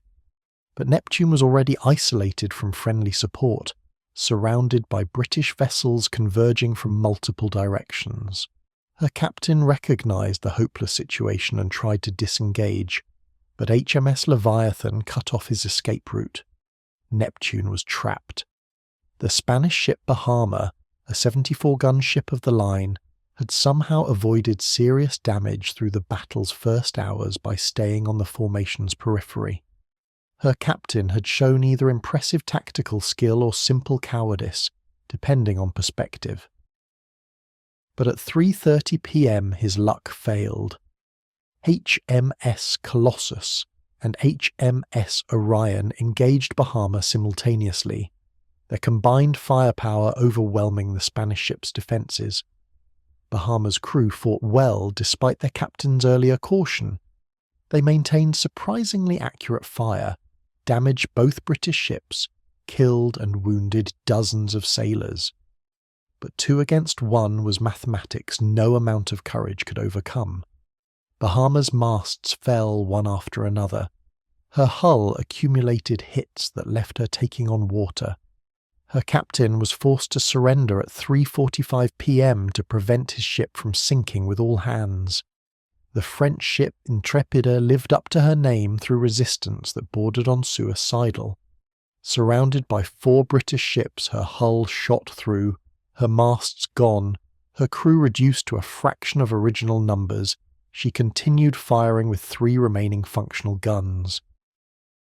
Her captain was killed. Her first lieutenant was killed. A midshipman barely 20 years old commanded what remained and refused every surrender demand. British ships poured fire into Intrépide with mixture of frustration and respect. The French ship was clearly finished but wouldn't acknowledge defeat. Her young commander kept loading and firing his 3 guns until one exploded from overheating, killing its entire crew. Then he fired the remaining 2 guns. Then one of those exploded. The final gun fired until it ran out of powder, the crew physically unable to fetch more from magazines filled with water from hull breaches. Only then, at 4 p.m., did Intrépide's commander finally strike his colours.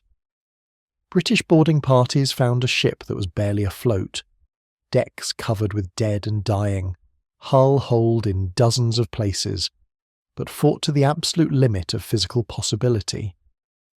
The young French midshipman was wounded 3 times but still conscious, still trying to organise damage control when British officers formally accepted his surrender. HMS Mars had suffered the highest casualties of any British ship, her captain and over 100 crew killed or wounded during the battle's opening phases. But her surviving officers continued fighting under the first lieutenant, maintaining Nelson's aggressive tactics despite their losses. They engaged the Spanish San Juan Nepomuceno and battered her into submission through sheer persistence. The melee was finally winding down. By 4:15 p.m., most French and Spanish ships had either surrendered, were sinking, or had fled the battle entirely. The ocean was covered with wreckage, floating masts and spars, destroyed boats, debris from shattered ships, bodies of sailors from both sides.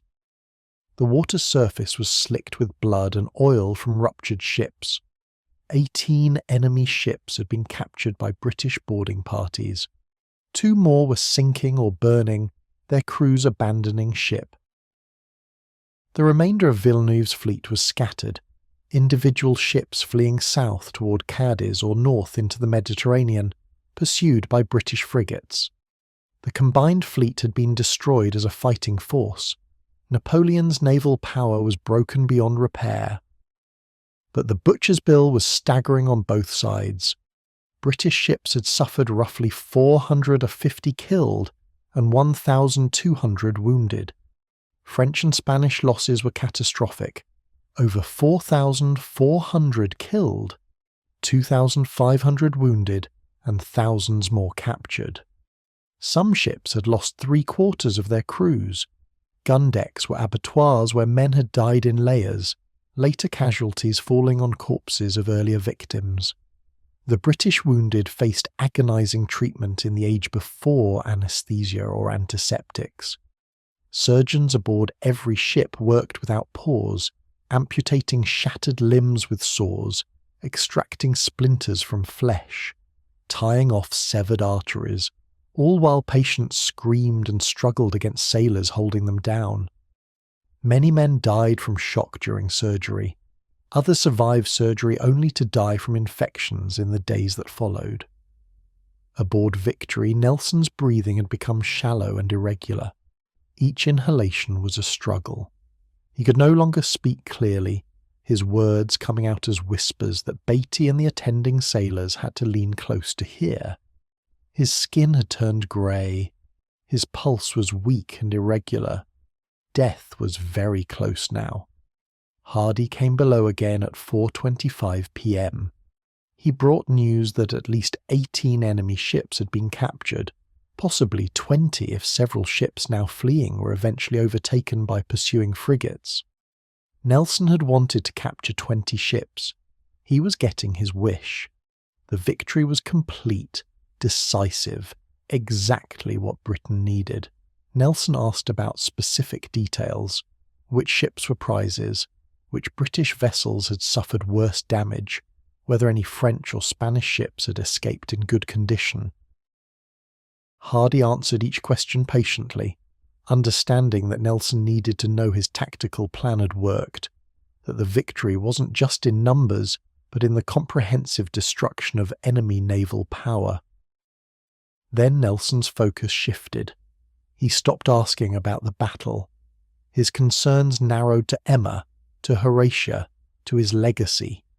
He repeated his request that Hardy ensure government provision for his family, made sure his will's provisions were understood, expressed hope that his death in victory might inspire the nation.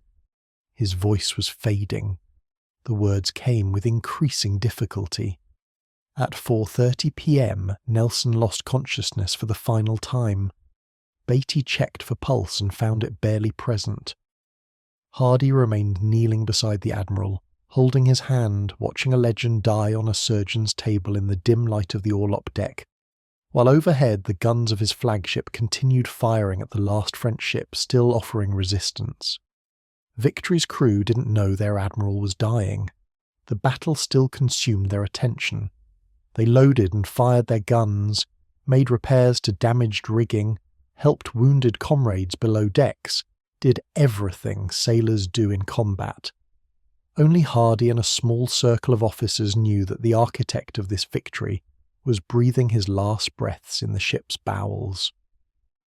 Nelson died at exactly 4:30 p.m, 3 hours and 15 minutes after being shot, while the battle he'd orchestrated still raged around his flagship. His last coherent words had been a mix of tactical concerns and personal pleas, a man simultaneously commanding a fleet and saying goodbye to life. Beatty officially recorded the time of death and covered Nelson's face with a sheet. Hardy climbed back to the quarterdeck with his face carefully composed. He couldn't announce Nelson's death yet. Not while fighting continued, not while crews needed to believe their admiral still commanded. The news would spread soon enough.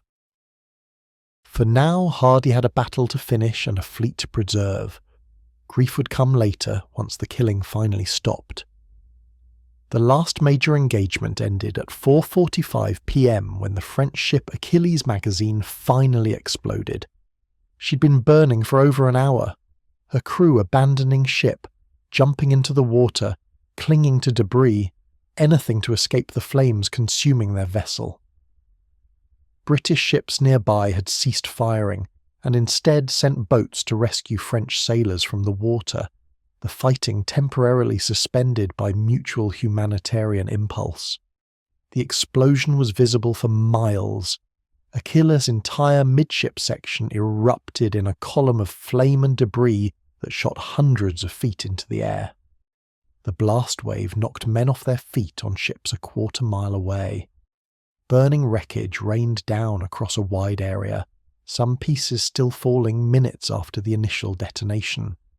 The ship's bow and stern sections remained afloat briefly before capsizing and sinking, taking down any sailors still trapped aboard. British rescue boats pulled French survivors from the water, their crews working frantically because sharks had arrived in numbers that turned rescue into a race against predators.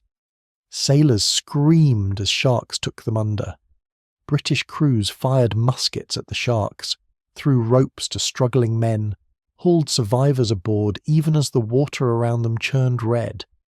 They saved perhaps 100 French sailors. 300 more drowned or were taken by sharks. The French ship Swiftsure, not to be confused with a British ship of the same name, struck her colours at 5:15 p.m. after a running battle that had lasted 3 hours. She'd been one of the last holdouts, refusing to surrender despite being dismasted and surrounded. Her captain was killed in the final exchange. Her first lieutenant finally accepted reality and ordered the flag lowered to prevent total annihilation of his crew. By 5:30 p.m, the last guns fell silent. The Battle of Trafalgar was over. The ocean was covered with wreckage and drifting damaged ships. British vessels began the process of securing their prizes, putting prize crews aboard captured enemy ships, beginning repairs to keep damaged vessels afloat. The work was exhausting and dangerous.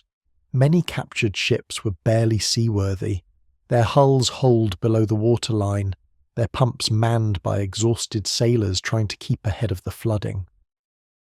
Collingwood aboard Royal Sovereign assumed command of the fleet once it became clear Victory was too damaged to serve as flagship. He didn't yet know Nelson was dead, but he knew Victory had suffered severe casualties and her captain would be occupied with repairs. Collingwood began issuing orders to organise the scattered British ships, establish a defensive perimeter around the prizes, and prepare for possible counterattack from French ships that had escaped. His first priority was getting the damaged ships and their prizes away from the Spanish coast. The battle had been fought just west of Cape Trafalgar, uncomfortably close to Cadiz, where Spanish shore batteries could potentially shell British ships. Moreover, Collingwood's experienced eye was reading the weather signs, and what he saw terrified him. The barometric pressure was dropping, the wind was shifting, the swells were building. A major storm was approaching. The evidence was unmistakable to anyone who'd spent decades at sea. The sky to the southwest showed that peculiar greenish tint that preceded Atlantic gales. The cloud formations were wrong, stacked too high, moving too fast. The seabirds had fled. The air had that electric quality that came before storms. Collingwood estimated they had perhaps 12 hours before the storm hit, maybe less. This transformed Victory into potential catastrophe. British ships could probably survive a storm. They were well built and their crews were competent. But the prizes were another matter entirely. Many captured French and Spanish ships were barely floating, held together by temporary repairs, manned by skeleton prize crews who didn't know the ship's individual quirks. A major storm would sink half the prizes and possibly kill everyone aboard. Collingwood ordered all ships to prepare for heavy weather immediately. Crews worked through exhaustion to strike damaged masts, rig jury repairs, seal hull breaches, secure loose equipment. British sailors who'd been fighting for 5 hours without rest now faced hours more of brutal labour preparing for the storm. There was no choice. Fail to prepare and they'd drown. The dead were buried at sea in hasty ceremonies that barely qualified as proper. Bodies were wrapped in canvas, weighted with cannonballs, said over with brief prayers, then pushed overboard.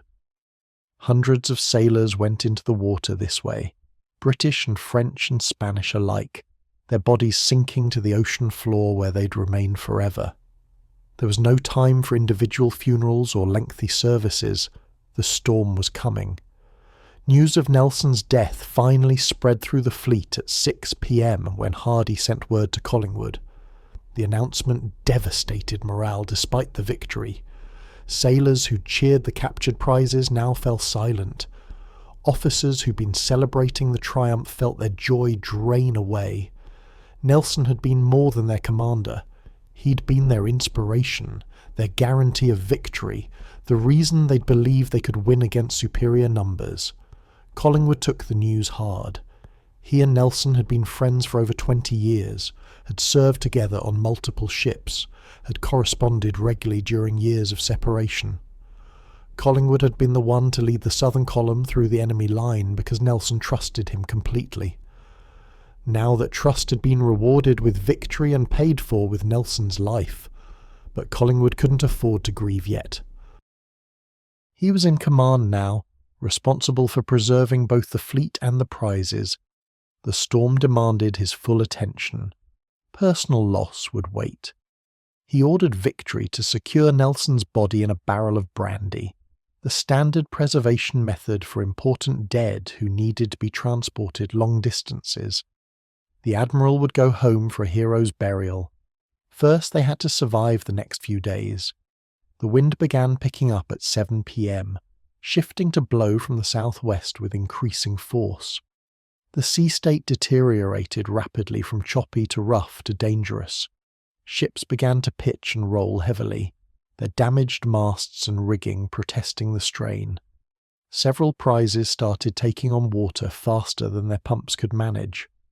British prize crews worked frantically to keep their captured vessels afloat. HMS Royal Sovereign was in particularly dire condition. All 3 masts were gone, leaving her unable to sail and dependent on being towed. Collingwood reluctantly ordered his flag transferred to HMS Euryalus, a frigate that was damaged but still manoeuvrable. The transfer happened in deteriorating seas, Collingwood and his staff being rowed between ships in a boat that threatened to capsize with every wave. By midnight on October 21st, the storm hit in full force.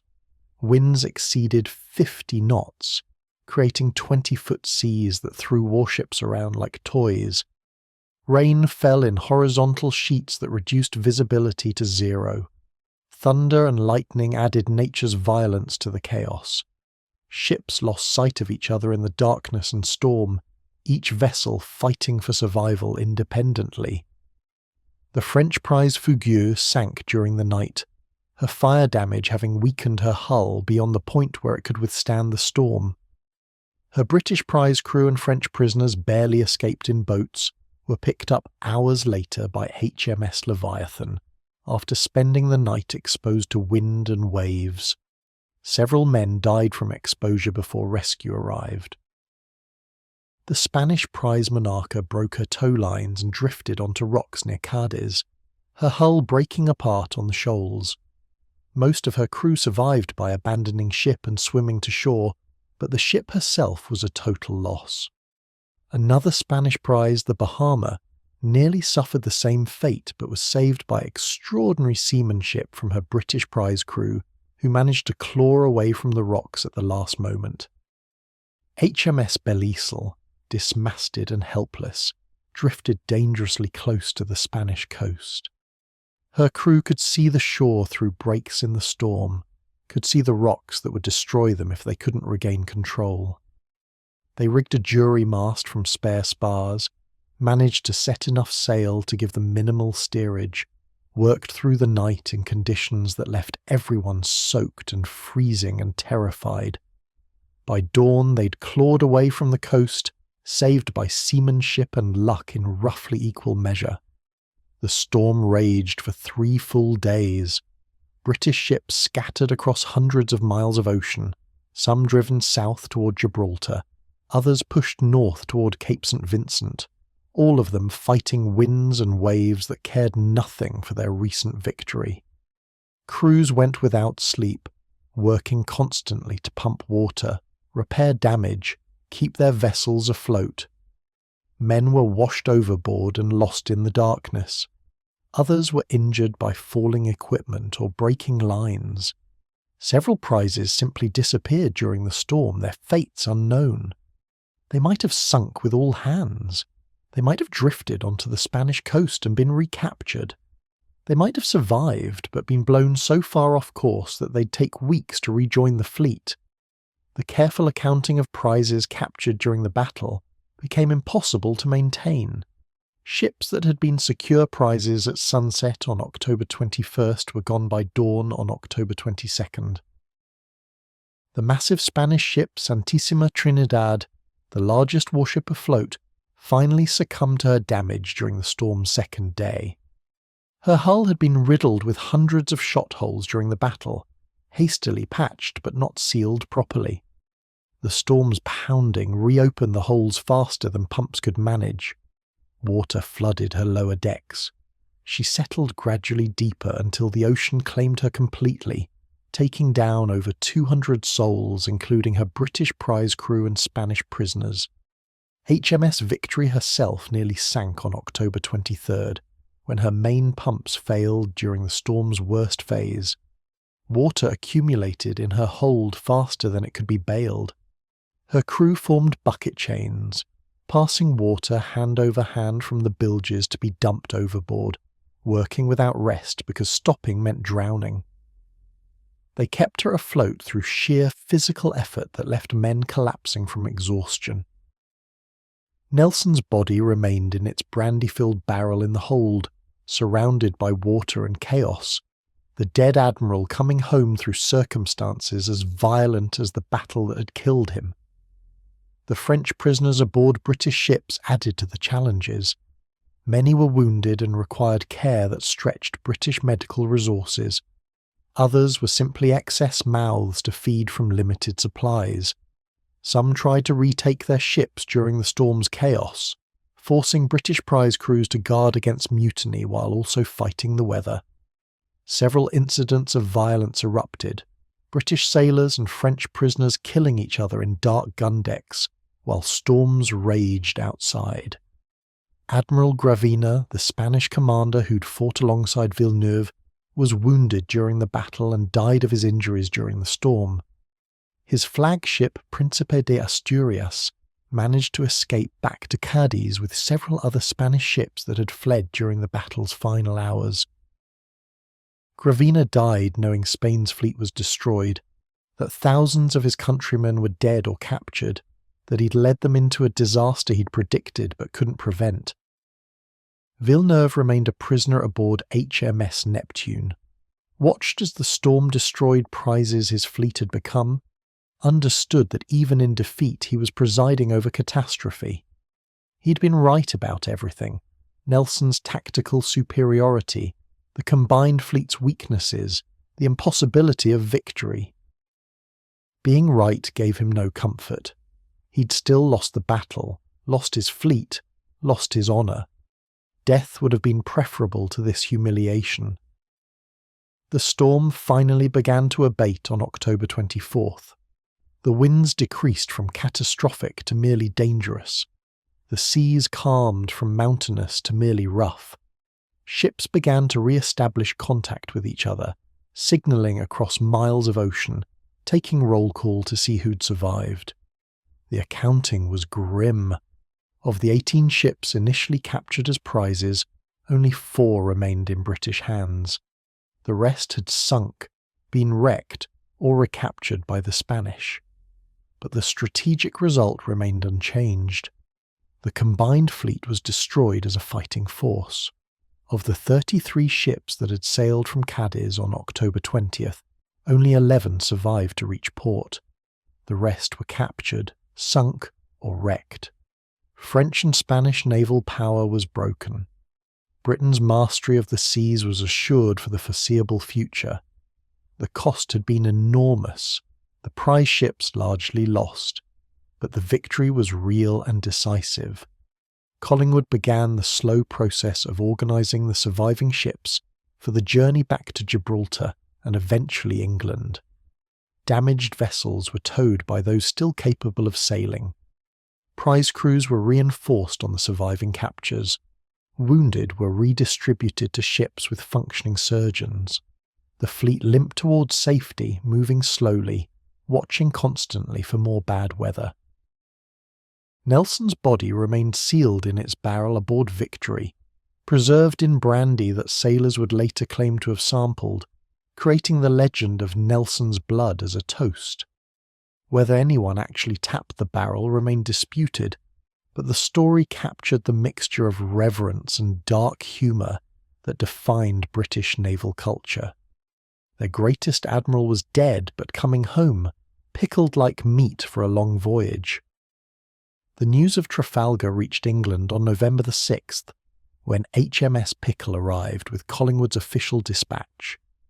The nation erupted in celebration at the victory and profound mourning for Nelson. Church bells rang in every city and village. Newspapers printed special editions. People who'd never been to sea suddenly claimed close knowledge of naval affairs. The victory was total, the cost was bearable, and Nelson's death elevated him immediately from celebrated admiral to martyred legend.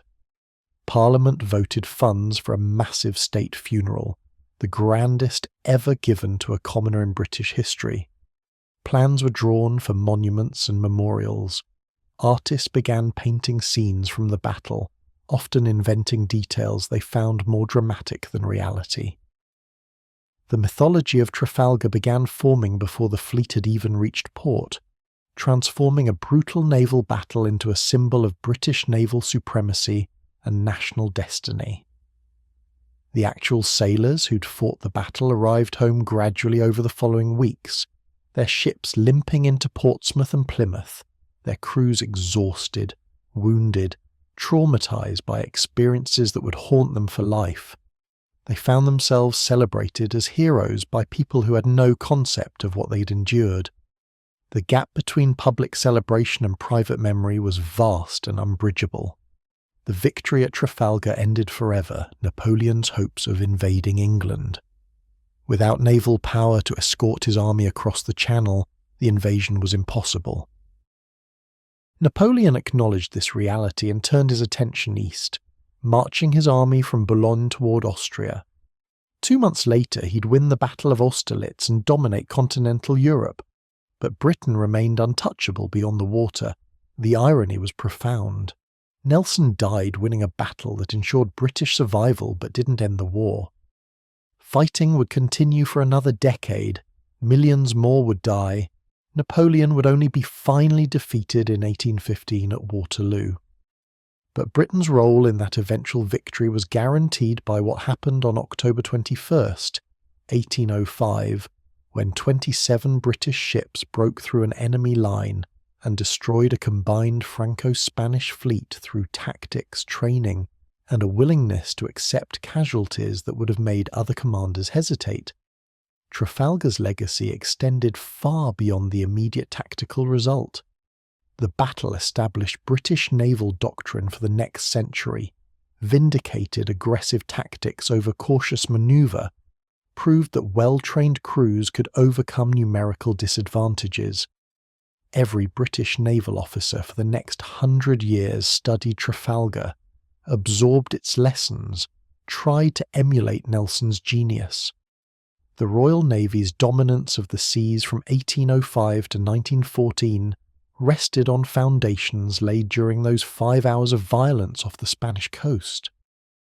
Victory finally limped into Gibraltar on October 28th, 7 days after the battle, her hull patched with temporary repairs, her crew hollow-eyed from exhaustion.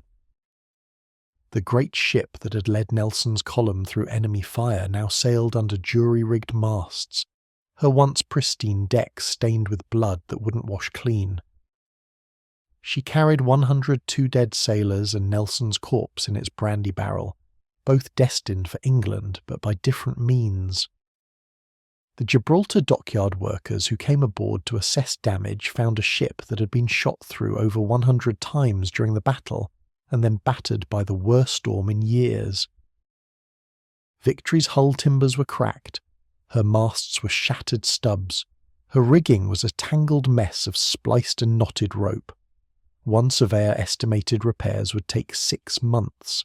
Another thought the ship might never sail again without complete reconstruction. But Victory had to reach England because Nelson's body was aboard, and the nation demanded its hero be brought home for burial. The dockyard crew worked day and night installing emergency repairs sufficient for one more voyage. They built temporary masts from whatever timber was available, sealed the worst hull breaches, replaced rigging that had parted completely. The work was crude but functional. Victory would float long enough to cross the Bay of Biscay. Anything beyond that was someone else's problem. The 4 surviving prize ships presented their own challenges. Captured French and Spanish vessels needed to be made seaworthy enough to sail to British ports, manned by prize crews stretched impossibly thin, guarded against prisoners who might attempt to retake their ships. The Spanish San Juan Nepomuceno required constant pumping to stay afloat. The French Swiftsure had lost her rudder during the storm and needed one fabricated from spare parts. Every vessel demanded resources Gibraltar didn't have, and time Collingwood couldn't spare. French prisoners complicated everything. Over 7,000 enemy sailors were now in British custody, wounded or healthy, but all requiring food, water, medical care, and guards. Gibraltar's facilities couldn't hold them. The prison ships anchored in the harbour quickly filled beyond capacity. Prisoners were crammed into holds designed for cargo, given minimal rations, left to languish while British authorities figured out what to do with them. Disease inevitably followed. Typhus broke out among the French prisoners within days, spreading rapidly through the overcrowded conditions. Then it jumped to British sailors guarding the prison ships.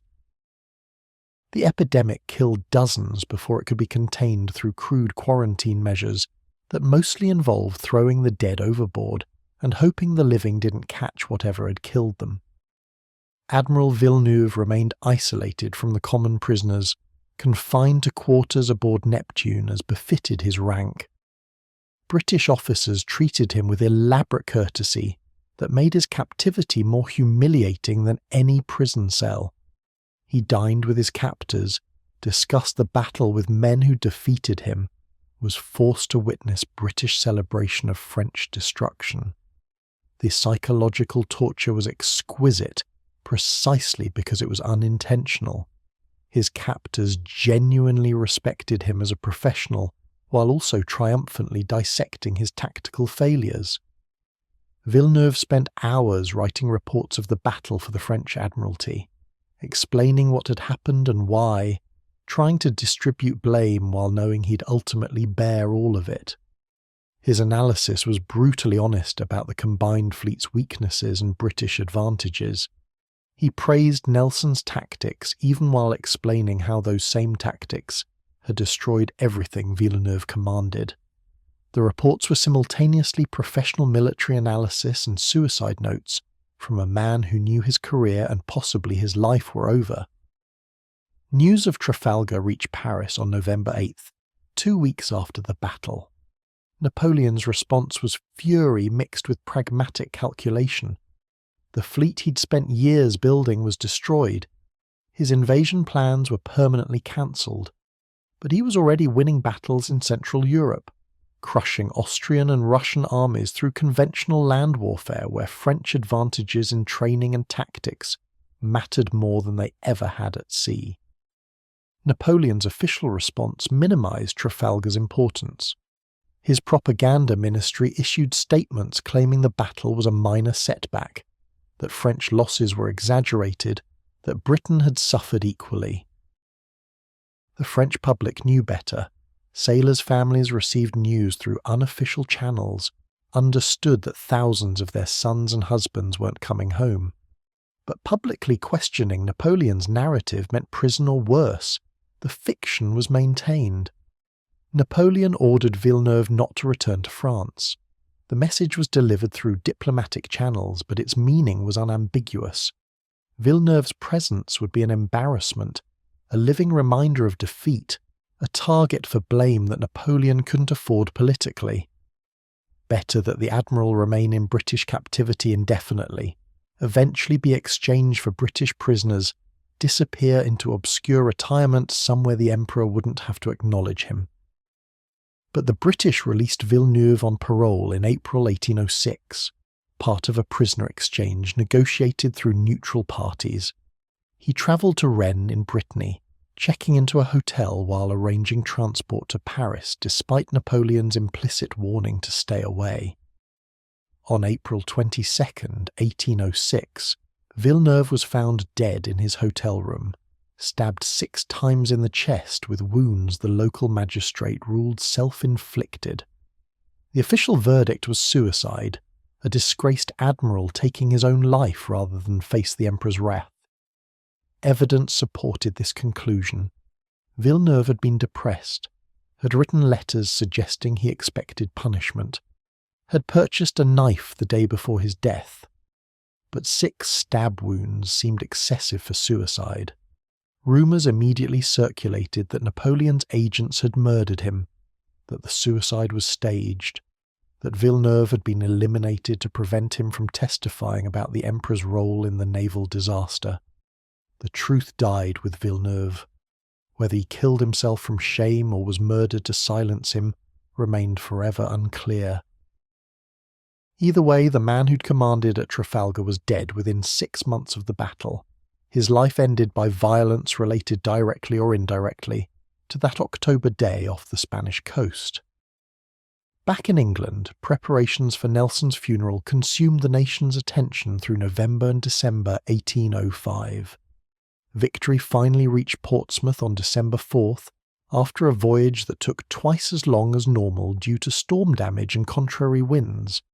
She anchored at Spithead to enormous crowds that had gathered to see the ship that had carried Nelson into his final battle.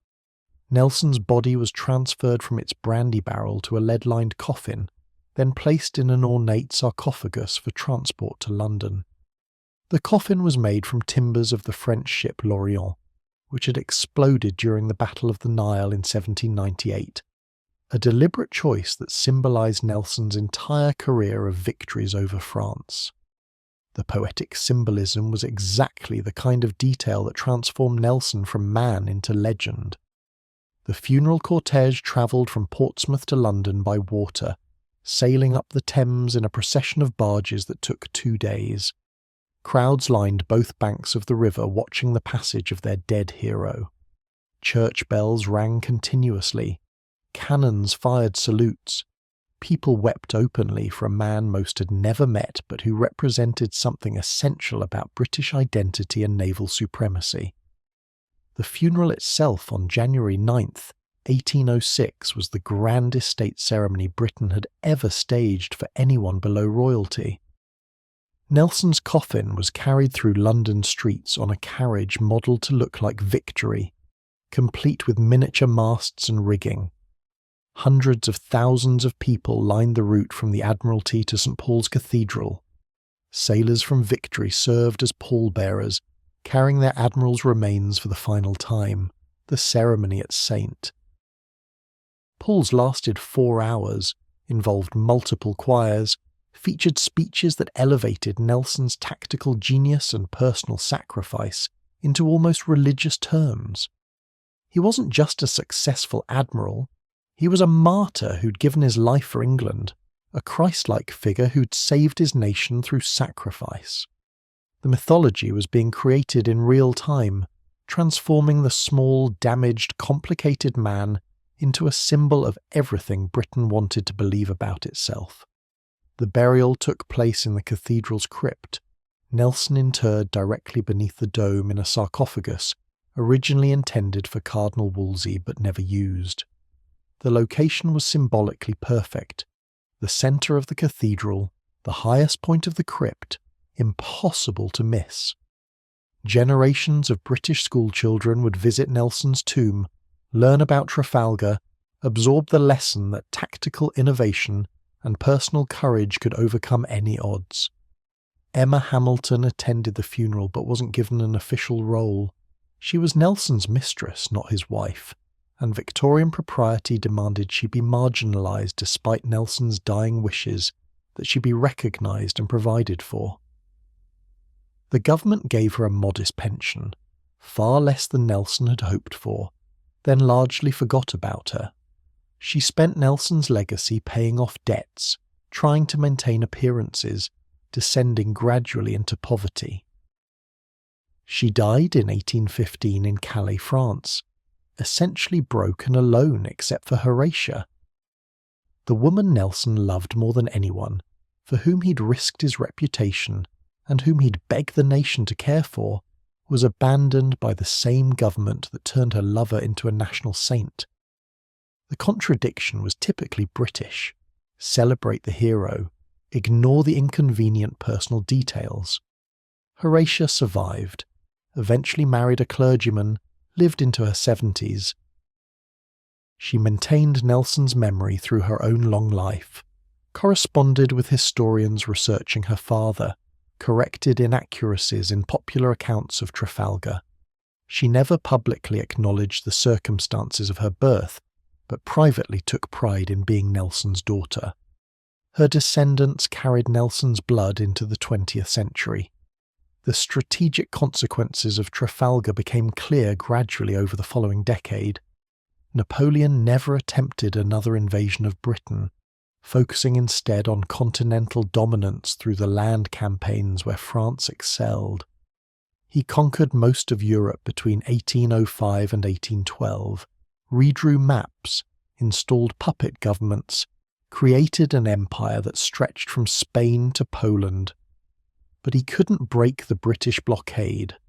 Royal Navy ships enforced a strangling economic embargo that prevented European trade with the outside world, slowly draining France's economy, making Napoleon's empire unsustainable. The continental system, Napoleon's attempt to exclude British goods from European markets, collapsed because it required naval power France no longer possessed after Trafalgar. British merchants smuggled goods through the blockade. European economies stagnated without access to colonial products. The system created resentment that eventually contributed to Napoleon's downfall. Russia's invasion in 1812 and the subsequent disaster of the French retreat was partially motivated by Russia's refusal to enforce Napoleon's economic warfare against Britain. Tsar Alexander understood his economy needed British trade, wouldn't sacrifice Russian prosperity for French strategic goals. The breakdown in Franco-Russian relations that led to the 1812 campaign traced directly back to economic pressures created by British naval supremacy established at Trafalgar. Similarly, the Peninsular War in Spain and Portugal that drained French military resources from 1808 to 1814 was only possible because British armies could be supplied by sea. Wellington's campaigns depended entirely on Royal Navy transport and logistics. French forces couldn't interdict British supply lines because they had no effective navy after Trafalgar. The correlation was direct. Nelson's victory enabled Wellington's strategy, which eventually contributed to Napoleon's defeat. The final irony was Waterloo in 1815, where Napoleon's last army was crushed by a coalition that included substantial British forces. Those British troops reached the battlefield only because Britain had survived Napoleon's attempted invasion 10 years earlier. The unbroken chain of causation led from Trafalgar's waters to Waterloo's mud, from Nelson's tactical genius to Wellington's final victory. The human cost of Trafalgar was mostly forgotten in the celebration of strategic success. Over 8,000 men died during the battle, and the subsequent storm, British, French and Spanish sailors, whose names mostly vanished from history. They died because their governments had irreconcilable political disputes, because admirals needed to prove tactical theories, because politicians required victories to maintain power. Their individual stories were lost in the grand narrative of national triumph. The ships themselves fared little better than their crews. HMS Victory was eventually restored and preserved, now floating in Portsmouth as a museum ship, the oldest commissioned warship in the world. She's the sole physical survivor of Trafalgar, everything else having been broken up for timber or sunk or lost to history. Tourists walk her decks where Nelson died, see the brass plaque marking the spot, imagine battles they can't truly comprehend. The captured prize ships that survived the storm were absorbed into the Royal Navy, their French and Spanish names anglicised or changed completely. They served for decades before being decommissioned and broken up, their timbers repurposed into docks and buildings, their cannons melted down for new weapons. Nothing physical remained except victory and the memories of men who'd been there. Those memories haunted survivors for life. Sailors who'd fought at Trafalgar carried the experience into old age, told stories that grew more dramatic with each retelling, transformed trauma into entertainment for grandchildren who couldn't imagine such violence. The gap between experience and memory widened over time, the actual battle becoming mythologized even in the minds of men who'd lived through it. British naval doctrine remained dominated by Trafalgar's lessons until the ironclad era made wooden ships obsolete in the 1860s. Every admiral tried to replicate Nelson's aggression. Every tactical manual cited Trafalgar as the model engagement. Every midshipman studied the battle as though it contained universal truths. The reverence was deserved but also stifling. Later commanders sometimes tried to force Nelsonian tactics onto situations where they didn't apply, worshipping the method without understanding the genius.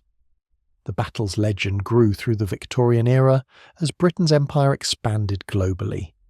Trafalgar became proof of British naval invincibility, evidence that English-speaking peoples were destined to rule the waves, justification for imperial expansion. The mythology served political purposes that would have baffled the men who'd actually fought the battle. They'd been fighting France, not establishing some cosmic principle of British supremacy. Yet the tactical innovations were real. Breaking the enemy line, trusting subordinate commanders, emphasizing gunnery training, accepting casualties to achieve decisive results. These principles transformed naval warfare permanently. Trafalgar wasn't just a British victory. It was a demonstration that warfare was evolving, that traditional caution was obsolete, that calculated aggression could overcome defensive superiority. The French and Spanish navies never fully recovered. Both nations built new ships in subsequent years, tried to rebuild their fleets, but the institutional knowledge and experienced crews were gone. Trafalgar hadn't just destroyed ships, it had destroyed the human infrastructure of naval power, the captains and crews and admirals who'd spent decades learning their trade. Replacing ships took years. Replacing that expertise took generations. Spain's decline as a naval power dated directly from Trafalgar. The destruction of so many ships and the death of thousands of experienced sailors crippled Spanish naval capacity permanently. Within 2 decades, Spain was losing its American colonies, partly because it couldn't maintain naval communications across the Atlantic. The empire that had once ruled the seas became a second-rate power, its decline accelerated by what happened on October 21st, 1805. France's story was more complex. Napoleon built new fleets, invested in naval technology, tried to maintain competitive sea power. But French attention and resources were devoted primarily to land warfare where they excelled.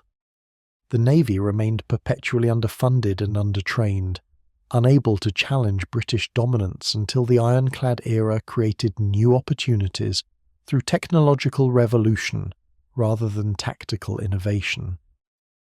The final accounting showed 18 French and Spanish ships captured during the battle, but only 4 successfully brought to British ports due to storm damage. 14 ships had sunk, been wrecked, or recaptured, a significant loss of potential prizes. Yet the strategic victory remained total. The combined fleet was destroyed. Napoleon's invasion was cancelled. British naval supremacy was assured. The tactical details mattered less than the grand strategic result. Trafalgar ensured Britain would remain undefeated and unconquered through the Napoleonic Wars, would emerge as Europe's dominant power in 1815, would build a global empire in the 19th century that wouldn't have been possible without control of the seas. Every British colony in Africa, every trading post in Asia, every settlement in the Pacific ultimately rested on foundations of naval supremacy, established on that October afternoon off Spain's coast. Nelson never knew this, of course. He died thinking his battle plan had worked, that Britain was saved, that his death had meaning. He couldn't see the century of consequences that would flow from those 5 hours of violence. He was just a small man in a blood-soaked uniform lying on a surgeon's table, dying in victory but not living to witness everything his victory made possible.